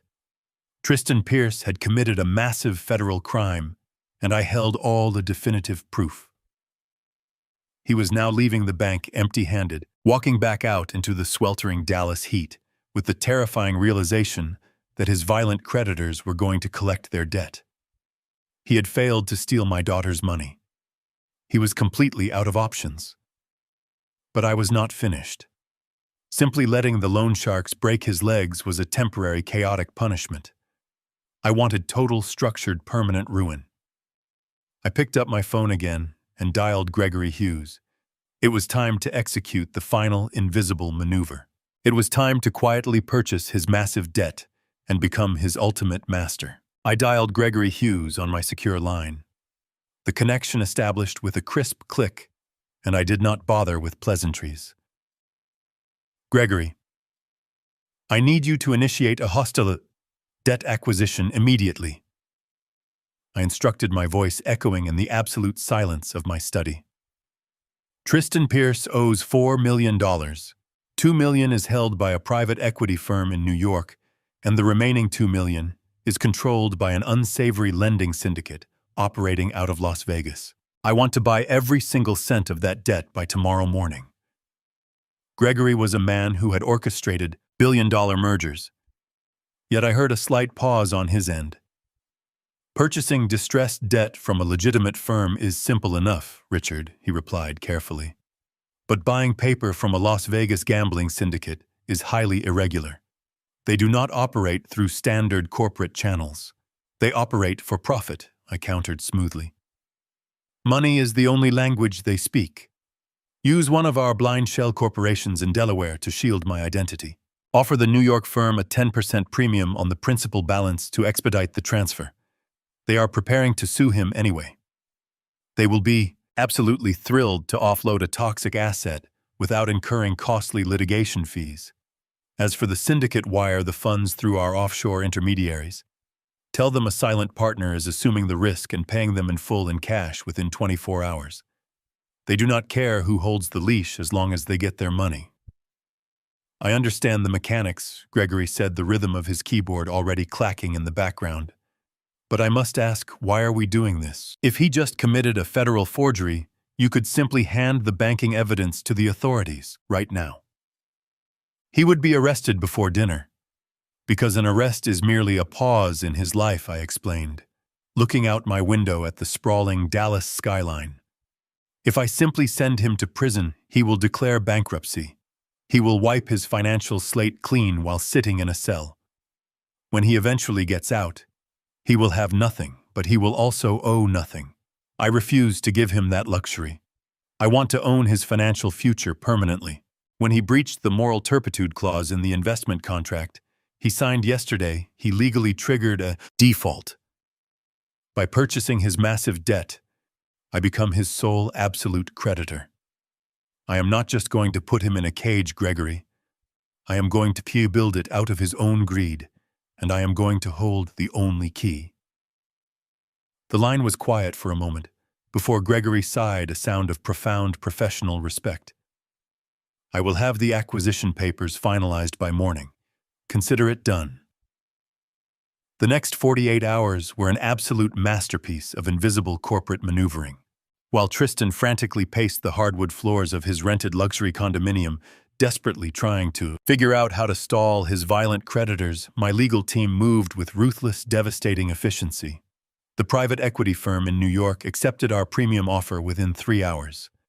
They digitally transferred the original promissory notes, happily washing their hands of Tristan Pierce entirely. The Las Vegas syndicate required slightly more finesse. They were intensely suspicious of the sudden anonymous buyout, but unadulterated greed ultimately conquered their lingering paranoia. When Gregory wired $2 million in clean, untraceable funds through a corporate proxy, they released the debt. They forwarded the illicit lending contracts, effectively transferring the absolute ownership of Tristan's life directly into my waiting hands. By Thursday afternoon, a thick leather binder arrived via private courier to my executive office. I sat alone at my mahogany desk and slowly opened the heavy cover. Inside were the legally binding documents that transferred every single ounce of Tristan's $4 million debt directly to my personal holding company. He was completely, utterly mine. He had absolutely no idea that the terrifying loan sharks he was desperately hiding from no longer cared about him. He had no idea that the corporate lawyers preparing to sue him had already completely dropped their civil case. He believed he was still fighting a desperate war on multiple invisible fronts, completely blind to the crushing reality that I had already quietly conquered the entire battlefield. Later that evening, I received another highly disturbing update from Derek Shaw. The private investigator had continued to monitor Tristan's digital communications. Tristan was rapidly unraveling. The Las Vegas syndicate had completely stopped responding to his frantic text messages, a terrifying, sudden silence he undoubtedly misinterpreted as the quiet before a violent physical storm. In a state of sheer, unadulterated panic, he had contacted his pregnant mistress in Miami. He promised her that a massive influx of capital was imminent and instructed her to start packing for an extended international vacation. He was actively planning to flee the country the absolute second my fictional $10 million investment cleared his accounts. I stared intensely at the surveillance photos Derek had securely sent showing Tristan nervously loading expensive luggage into the trunk of his vehicle.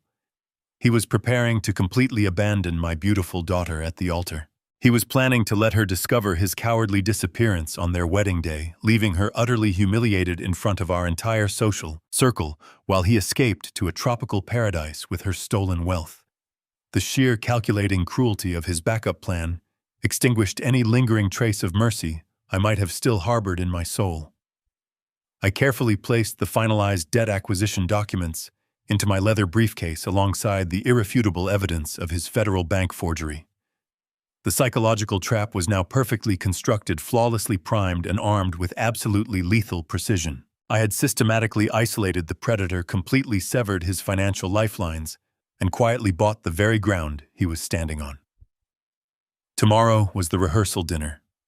The lavish event was scheduled to take place at the Ritz-Carlton, an opulent gathering explicitly designed to celebrate the beautiful union of two prominent families.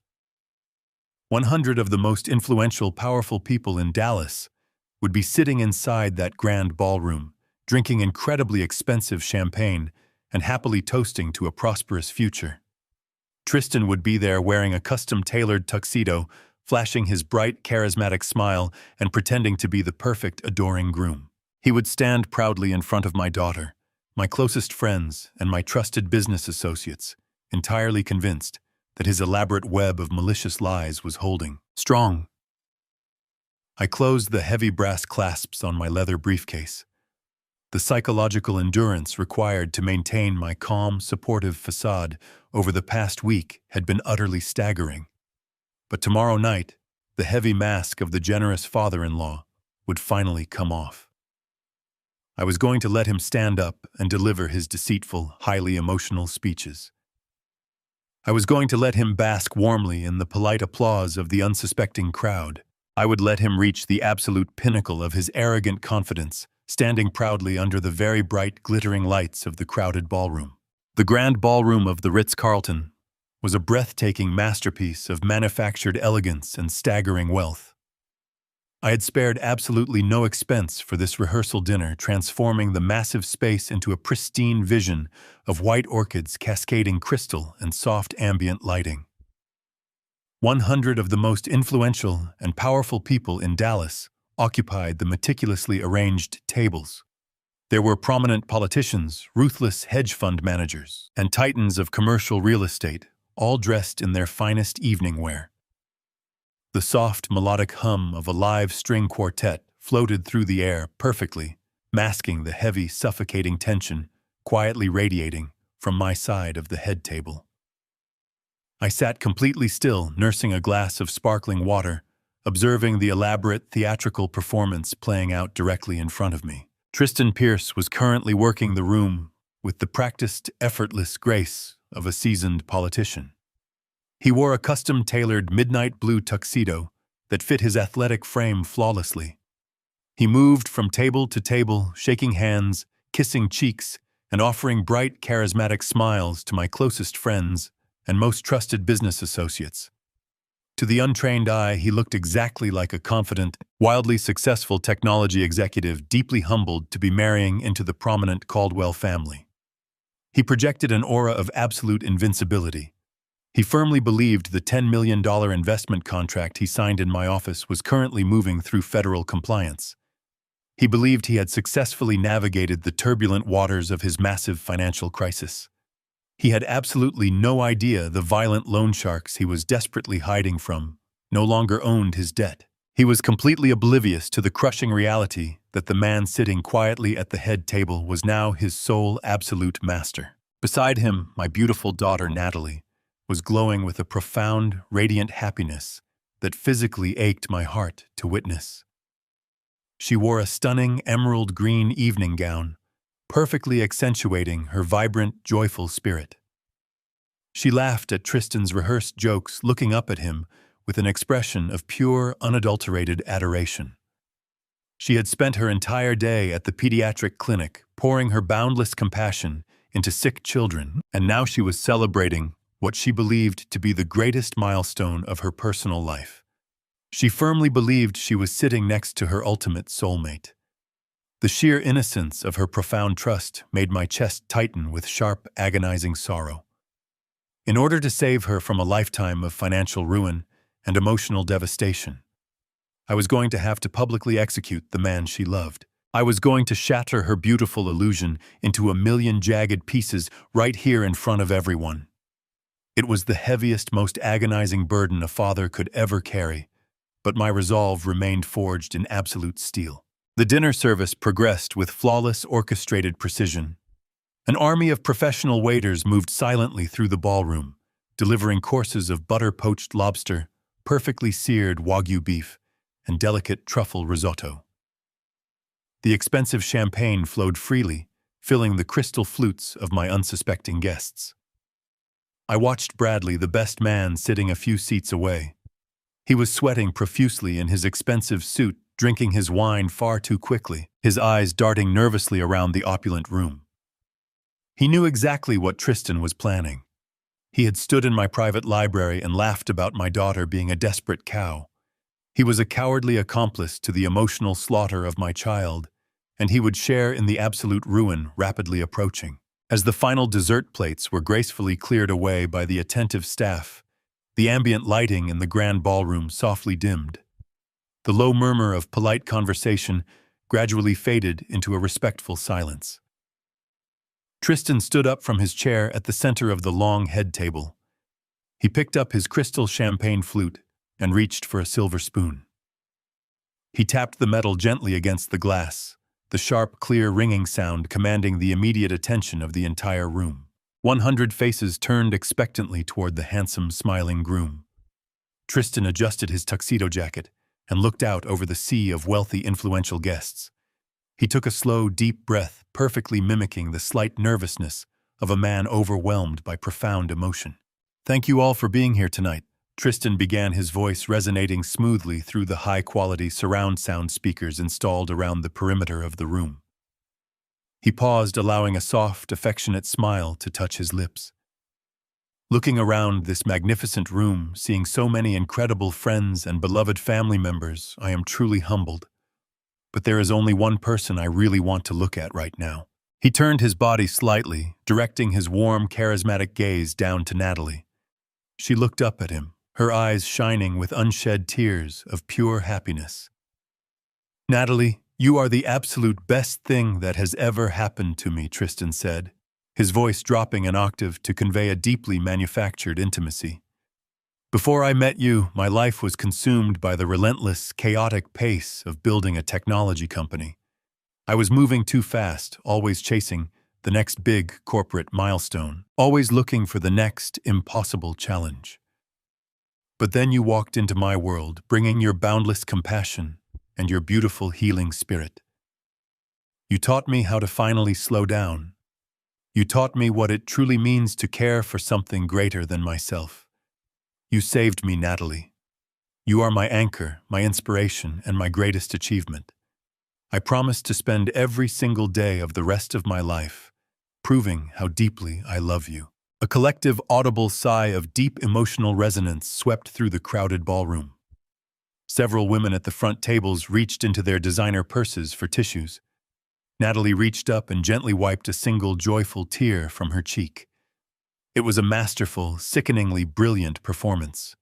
He was standing there actively plotting to steal her trust fund and abandon her for his pregnant mistress in Miami, while successfully convincing an entire room of intelligent people that he was a devoted, flawless romantic. Tristan then turned his attention away from my daughter and looked directly at me. He raised his crystal flute slightly higher, his confident smile broadening. And to Richard, Tristan continued, his voice projecting a tone of profound, humble respect. "Thank you. Thank you for welcoming me into your remarkable family with such open arms. Thank you for your incredible generosity, your brilliant mentorship, and your unwavering support.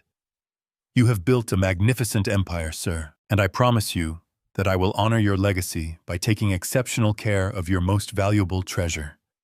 To Richard and to my beautiful bride." To Richard and Natalie, the grand ballroom echoed loudly, raising all their glasses high. I did not raise my glass. I remained seated at the head of the table, my expression blank. Slowly, I slipped my right hand into the pocket of my tailored suit jacket. My fingers brushed the cold, hard plastic of the audio-visual remote control. The time for polite allusions was officially over. The storm was here. The applause from the ballroom was deafening as Tristan finished his toast.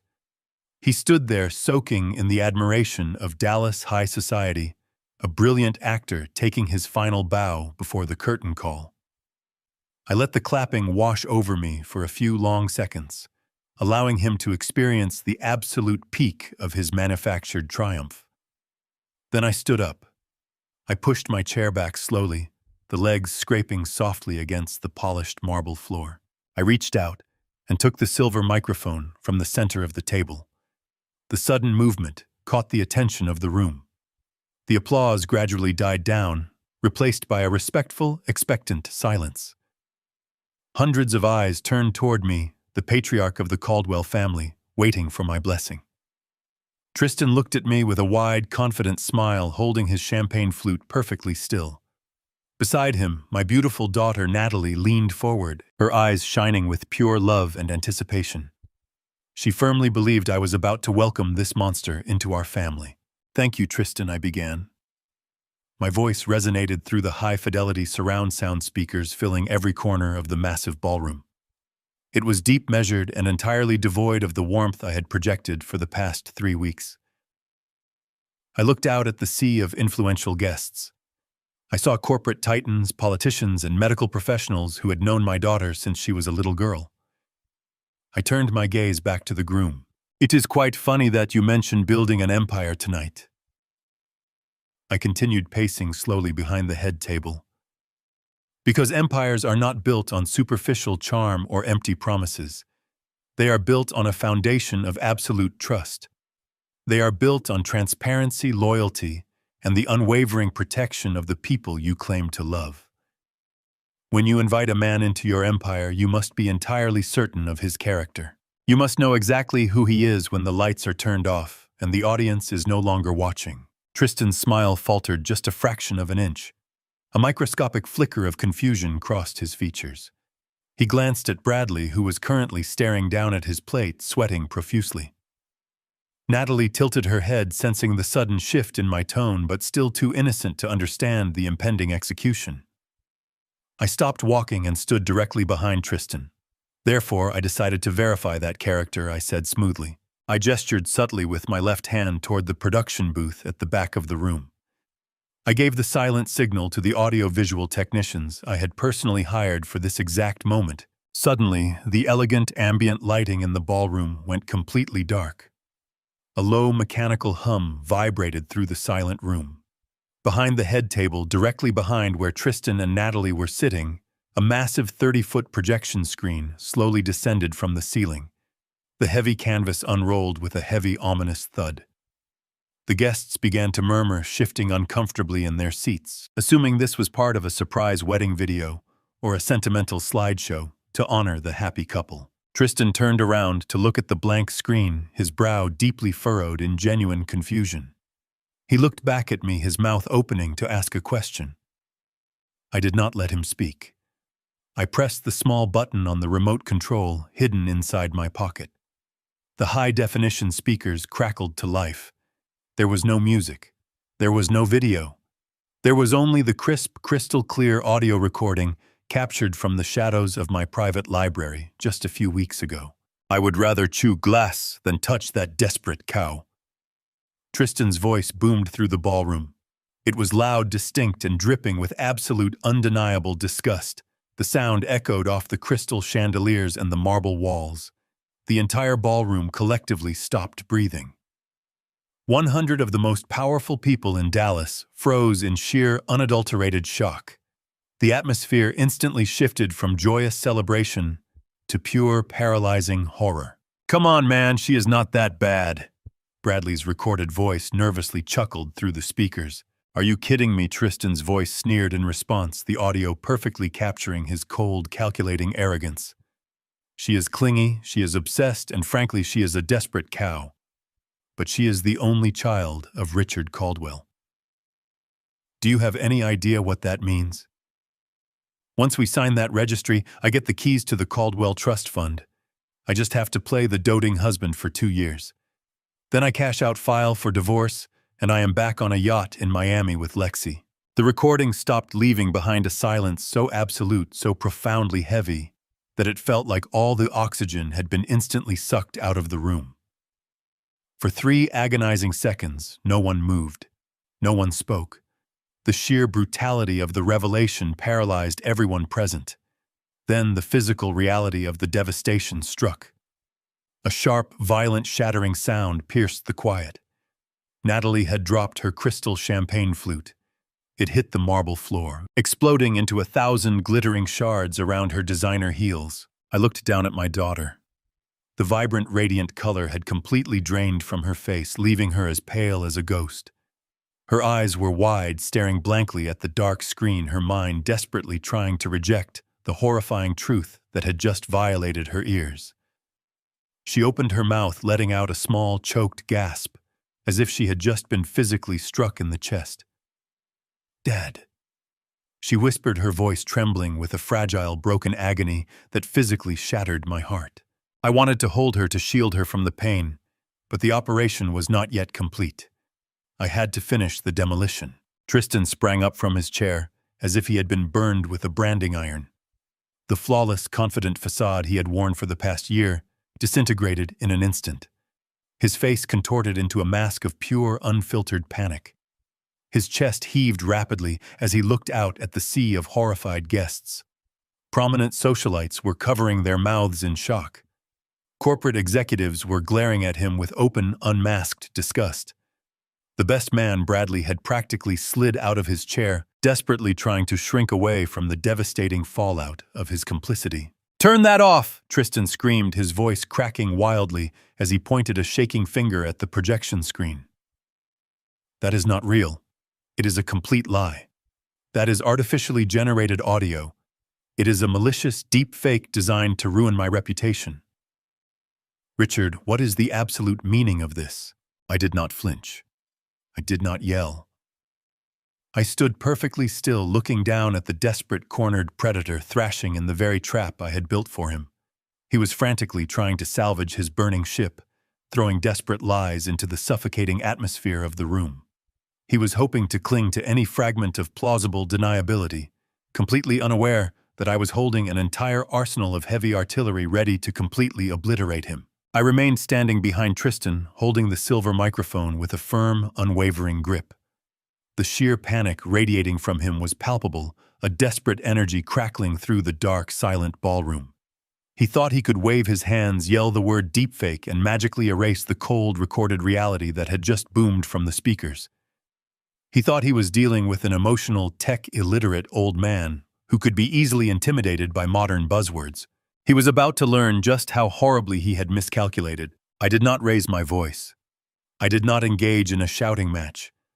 I simply looked at him with an expression of icy, detached amusement, reached into my jacket pocket, and pressed the remote control a second time. The dark projection screen behind the head table flickered to life. A crisp, high-definition image illuminated the massive canvas, casting a stark white glow over the 100 horrified faces in the audience. It was not a sentimental family slideshow. It was a digital dossier of total financial ruin. The first slide displayed high-resolution scans of official bank ledgers certified by forensic accountants. Prominently highlighted at the top in bold red ink were the numbers detailing Tristan's $4 million debt. The breakdown was brutally clear: $2 million owed to a private equity firm in New York, currently pursuing him for corporate fraud, and $2 million owed to an illicit lending syndicate operating out of Las Vegas. A collective audible gasp rippled through the room. Several prominent business associates seated near the front leaned forward, their eyes widening as they recognized the official seals of the institutions involved. "You claim the audio was a deepfake, Tristan," I said, my voice carrying effortlessly through the room. "Tell me, is this spreadsheet a deepfake as well? Are these certified records of your $4 million insolvency also generated by artificial intelligence?" Tristan's mouth opened, but no sound came out.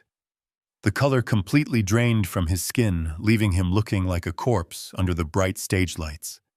He spun around, staring at the screen in utter horror, as if looking into the depths of hell. I clicked the remote again. The slide transitioned instantly. The next image displayed a series of wire transfer receipts from an offshore account in the Bahamas. Over the course of 12 months, $30,000 had been systematically transferred every single month to a private account in Florida. Directly beside the financial receipts was a high-resolution photograph taken on a sun-drenched deck in Miami. It showed Tristan wearing dark sunglasses, laughing carelessly on a luxury yacht, his arm wrapped tightly around the waist of a 24-year-old blonde model named Lexi. Her form-fitting dress left no room for doubt. She was visibly, undeniably 4 months pregnant. The ballroom descended into complete, unbridled chaos. Several women gasped aloud, covering their mouths in sheer disbelief. Men whispered furiously to their wives, pointing at the massive screen. The pristine facade of Dallas high society shattered in a matter of seconds. The prestigious guests who had just been politely sipping champagne were now witnessing the public, methodical execution of a con artist. I turned my gaze away from the crowd and looked down at my daughter. The sight of Natalie broke my heart into 1,000 pieces. The radiant, joyful bride of 5 minutes ago was completely gone. She sat frozen in her chair, her hands trembling violently in her lap. Her eyes were wide, fixed on the photograph of Tristan and his pregnant mistress on the yacht. She looked at the dates on the wire transfers, realizing that while Tristan was whispering promises of eternal devotion to her in Dallas, he was actively financing a second family in Florida with money he intended to steal from her. The profound, agonizing shock in her eyes slowly morphed into a cold, devastating clarity. The veil of naive, unconditional love that had blinded her for a year was violently ripped away, exposing the ugly, predatory reality underneath. Tristan Natalie's voice cracked, breaking through the chaotic murmurs of the room. It was not a cry of anger. It was a sound of profound, soul-crushing betrayal. Is that real? Natalie, please? Tristan turned toward her, his hands outstretched in absolute desperation. Sweat was pouring down his forehead, ruining his tailored tuxedo collar. She is nobody, I swear to you. It is not what it looks like. I was being set up. I love you. You love my trust fund, Natalie retorted, her voice suddenly dropping into a register of quiet, lethal fury I had never heard from her before. She stood up slowly from the head table, her emerald gown catching the light. She looked at the man she had planned to spend her life with, her expression transforming from heartbroken bride to an immovable wall of disgust. You never loved me. You looked at me and saw a payday. I stepped between them, placing myself firmly in front of my daughter, like a protective shield. I looked directly at Tristan, my thumb resting over the remote for the final fatal slide. We are not quite finished, Tristan, I said, my voice ringing out with absolute authority. Because being a bankrupt fraud and a serial liar was apparently not enough for you. You decided to take it a step further 2 days ago. I clicked the remote one last time. The screen displayed a high-resolution scan of a federal banking document. It was the Joint Asset Authorization Form submitted to the Caldwell Wealth Management Branch. At the bottom of the page, directly beside Tristan's signature, was Natalie's name. Except the handwriting was jagged, forced, and completely unnatural. Directly beside the document was a crystal-clear, high-definition security camera frame, capturing Tristan standing at the bank teller window, hand-delivering the falsified paper to extract a $2 million advance. "This is your fiancée, Natalie," I announced loudly, ensuring every single guest in the ballroom heard every syllable.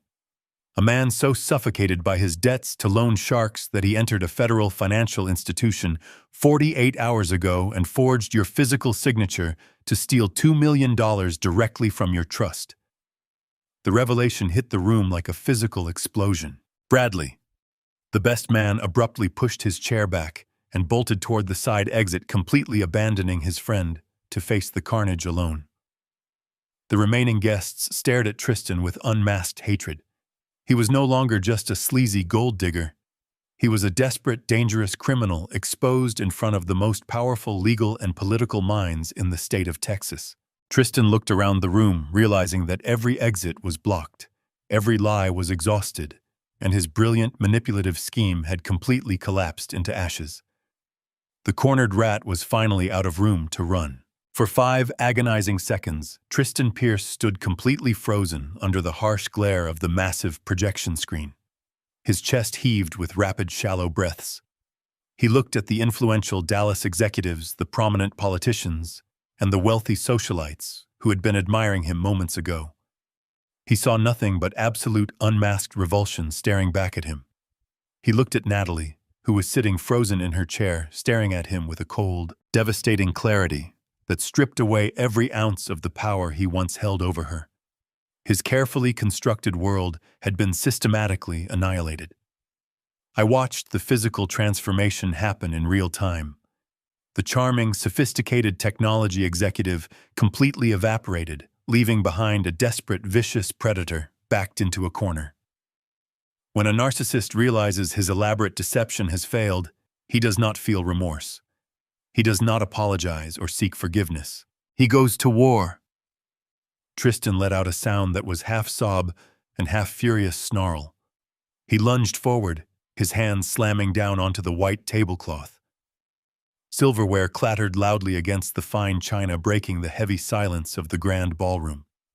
He reached across the floral centerpieces, his fingers closing aggressively around a spare silver microphone resting near the podium. He snatched it up, his knuckles turning completely white. The screech of audio feedback pierced the air, causing several guests in the front row to wince and cover their ears.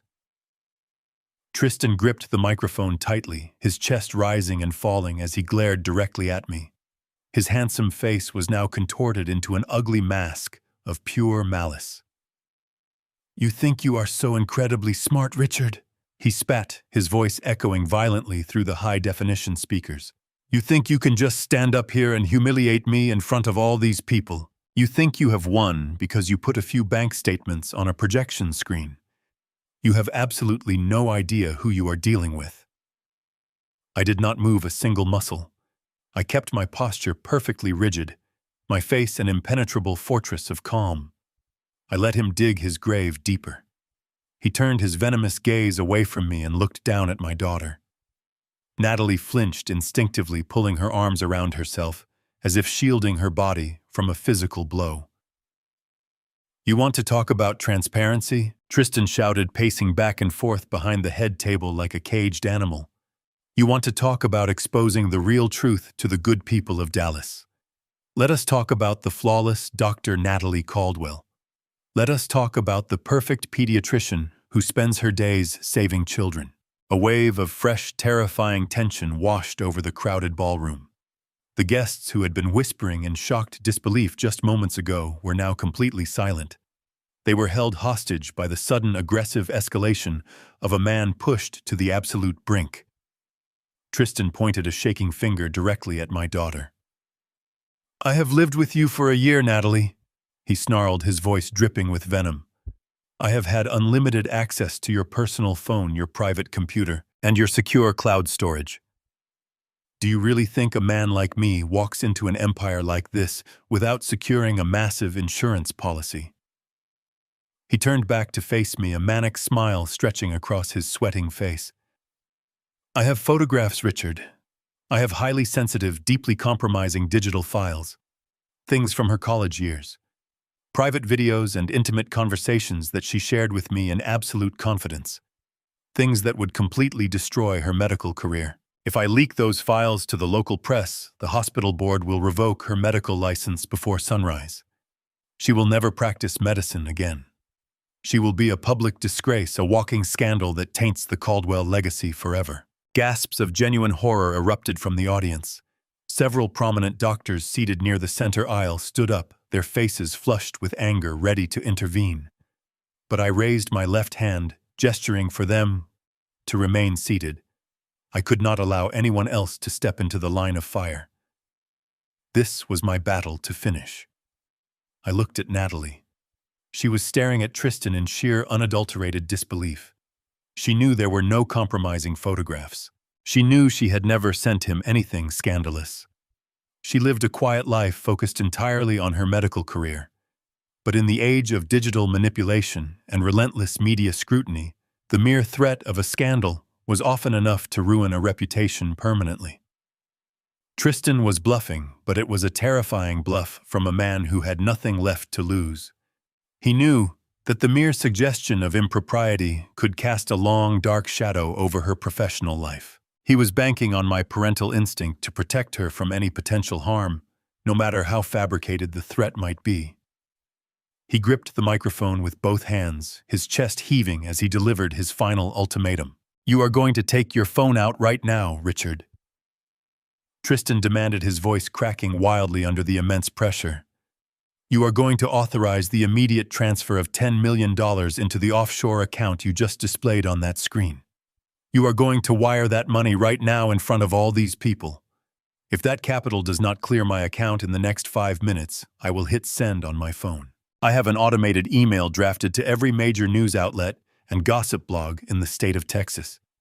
You wire the money, and I walk out those doors, and you never see me again. You refuse, and I burn your precious daughter to the ground." The room froze. The air was thick with a heavy, suffocating dread. Tristan reached into his tuxedo pocket and pulled out his mobile phone, holding it high in the air for everyone to see. His thumb hovered dramatically over the screen, ready to execute his digital extortion. He was sweating profusely, his eyes darting frantically between me, my daughter, and the heavy oak doors at the back of the ballroom.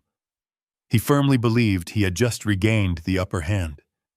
He believed he had successfully leveraged his way out of complete annihilation. I stood perfectly still, letting the terrifying weight of his threat hang heavily in the quiet atmosphere of the room. I looked at the panicked, desperate man holding my daughter's reputation hostage. I saw the absolute terror vibrating through his rigid posture. He was a cornered rat, lashing out with the only weapon he had left. The executives in the audience watched me with bated breath, waiting to see if the real estate mogul would finally bend the knee to save his family from disgrace. They expected me to reach for my phone. They expected me to negotiate, to plead, or to surrender to the blackmail. I did none of those things. I simply stared at him, my expression completely devoid of fear, anger, and any willingness to compromise. The psychological war had reached its absolute crescendo, and Tristan had just played his very last card. I stood perfectly still on the elevated platform. Tristan held his phone like a weapon. He expected me to crumble. He fully expected me to beg. I looked at his sweating face and smiled. It was the cold expression of an apex predator watching his prey step into a lethal snare. "You are attempting to extort me for $10 million, I stated calmly.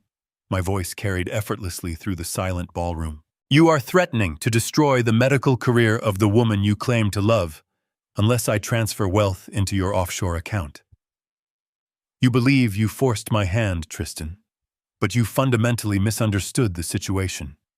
You assumed I intended to invest in your fraudulent technology company." Tristan lowered his phone. The manic confidence in his eyes flickered, replaced by deep confusion. He looked at me, his chest heaving. "What are you saying now?" he stammered. "I signed the investment contract. You told me the money was clearing federal compliance. I never authorized a wire transfer to your business account," I explained.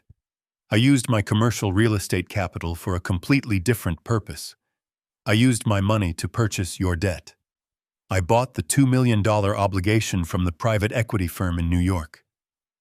I used a corporate proxy to buy the remaining $2 million from the lending syndicate in Las Vegas. I paid them in pure liquid cash. They released your promissory notes directly to my holding company. I am not your investor, Tristan. I am your absolute creditor. You owe me $4 million. The color completely vanished from his face. His jaw went slack.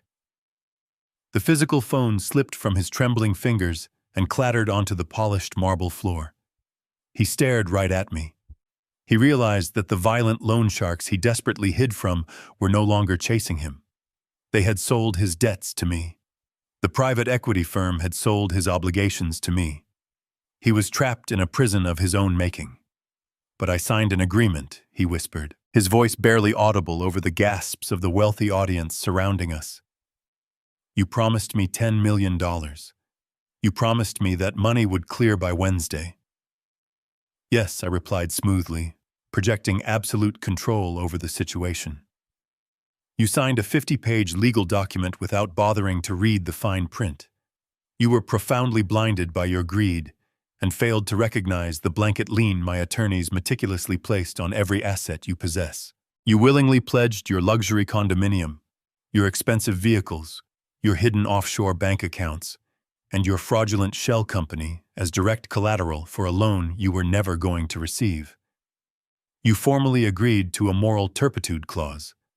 The legal agreement explicitly states that if you commit any act of fraud or extortion, the entire debt becomes payable immediately on demand. You attempted to extort me for $10 million in front of 100 prominent witnesses. You deliberately triggered the default clause yourself." Tristan staggered backward as if physically struck. His shoulders slumped as the reality of his inescapable situation crushed him. He had no money left to steal. He had no leverage to exploit. He was $4 million in debt to the man whose family he maliciously tried to destroy. "I now legally own your luxury condominium," I stated coldly. I completely own your bank accounts. I own every asset you will acquire for the rest of your miserable life. You will spend decades trying to pay me back, and you will never succeed. But financial ruin is only the beginning of your punishment. I turned my gaze away and looked toward the back of the grand ballroom. I gave a subtle nod to the security team. The heavy oak doors swung open with a resounding thud. My corporate attorney, Gregory Hughes, walked confidently into the room. He was flanked by 4 federal agents wearing dark suits and unforgiving expressions. They moved with swift authority down the center aisle, parting the sea of shocked guests. Tristan turned his head and saw the federal agents rapidly approaching the head table. Complete terror consumed his features. He looked around frantically, desperately searching for an exit that did not exist. The ballroom was completely sealed. He was surrounded by the people he tried to deceive and the law enforcement officials he could never manipulate. His breathing became erratic as his complete failure became a permanent reality. "Richard, please," Tristan begged, his voice cracking wildly as the agents stepped onto the elevated platform. "I was just joking. I was angry. I did not mean any of it. Natalie, tell them I was upset." He reached toward my daughter, pleading for her to save him. Natalie did not move. She stood up perfectly straight, her emerald gown catching the light. She looked directly at the broken man. Her eyes were devoid of affection. The illusion was eradicated. The lead federal agent stepped in front of Tristan. He reached to his belt and pulled out heavy steel handcuffs. "Tristan Pierce," the agent said, his voice echoing clearly. "You are under arrest for federal wire fraud, bank fraud, and the forgery of a federal banking document. You are also charged with attempted extortion."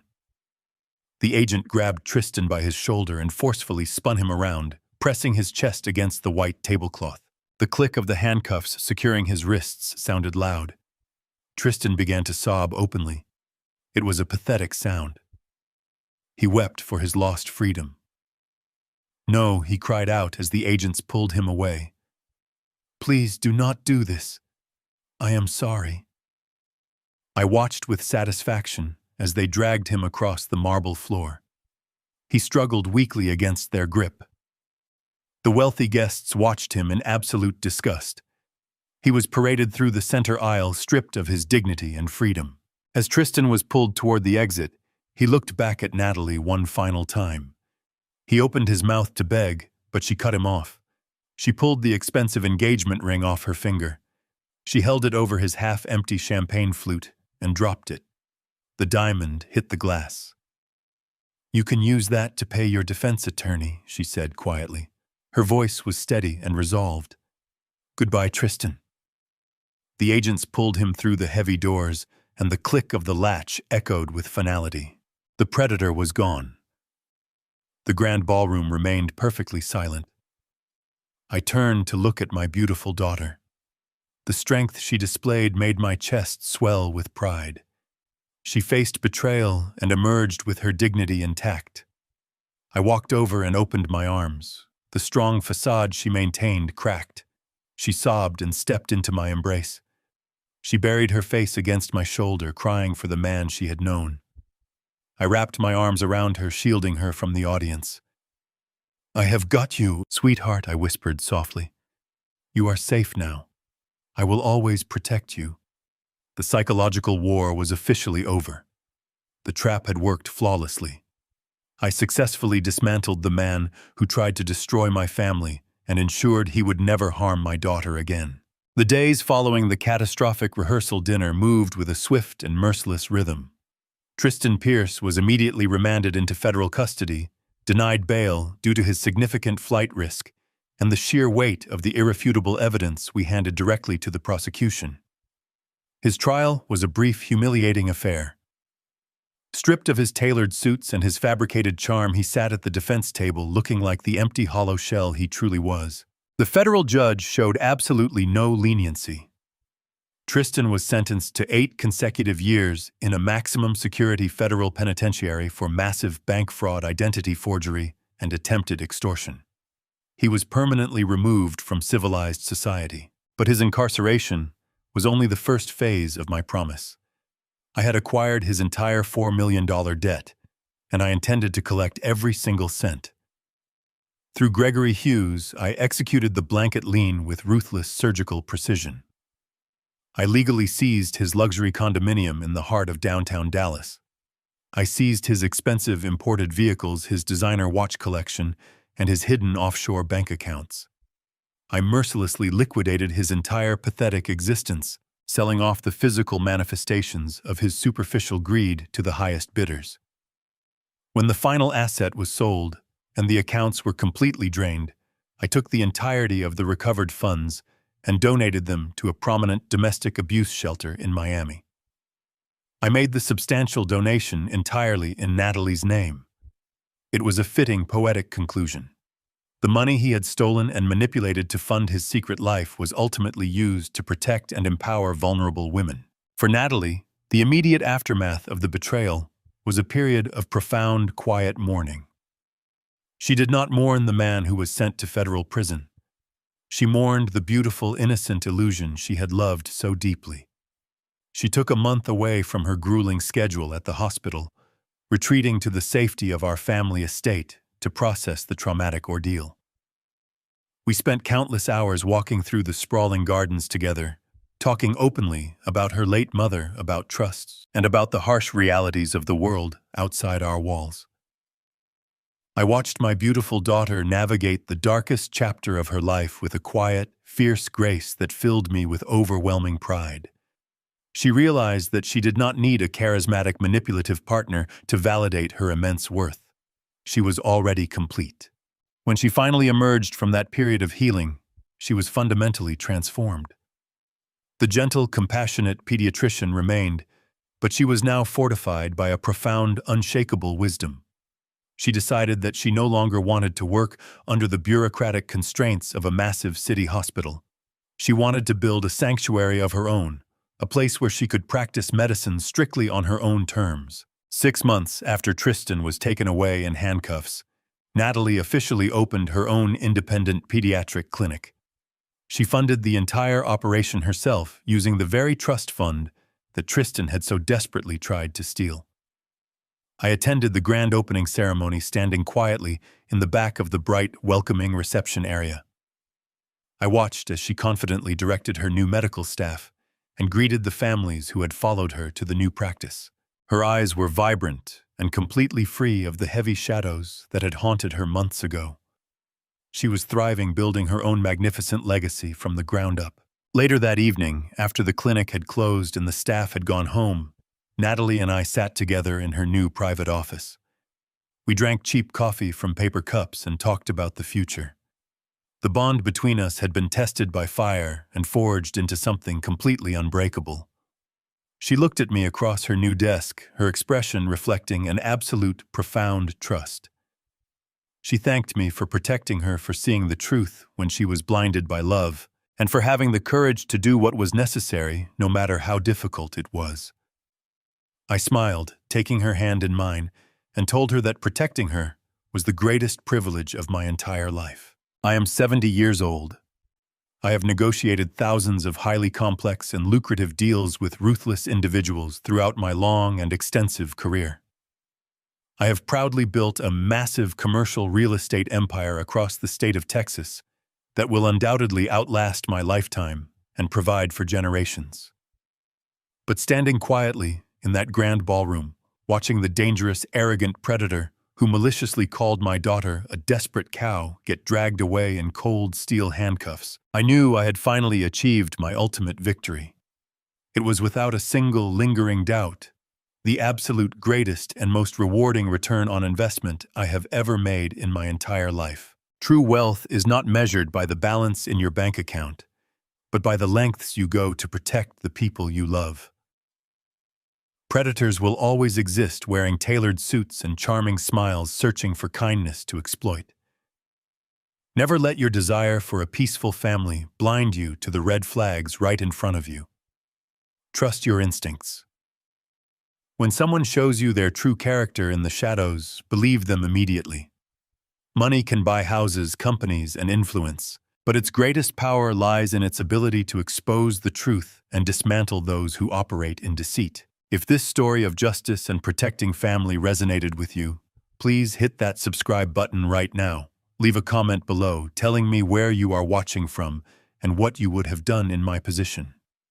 Your support helps me share more incredible life stories with you all.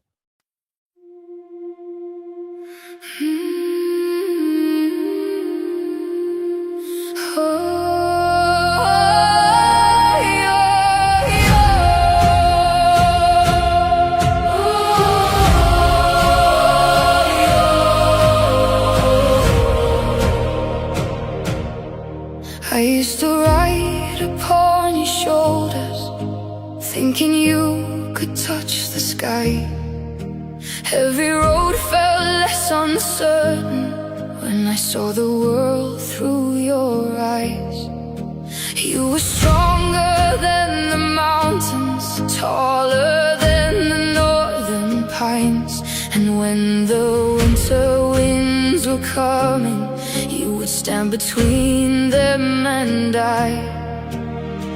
Time kept moving like the river, years slipped slowly out to sea. But no matter where life took me, you were always part of me.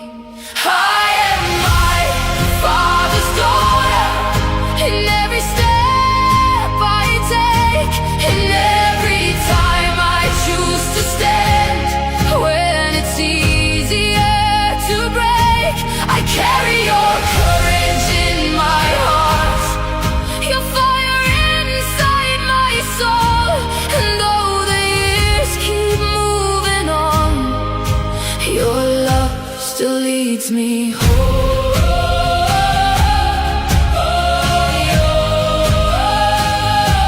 You taught me strength is not in power, but in kindness when it's hard. You taught me how to keep on going when the road grows cold and dark. Every lesson, every story, every laugh around the flame lies within me like an echo, calling softly through my name.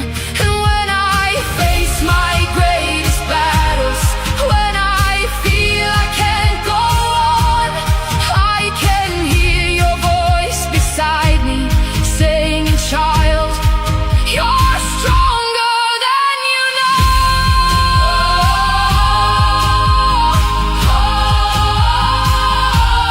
I am my father's daughter, in every step I take, in every time I choose to stand. When it's easier to break, I carry your courage in my heart, your fire inside my soul. And though the years keep moving on, your love still leads me home.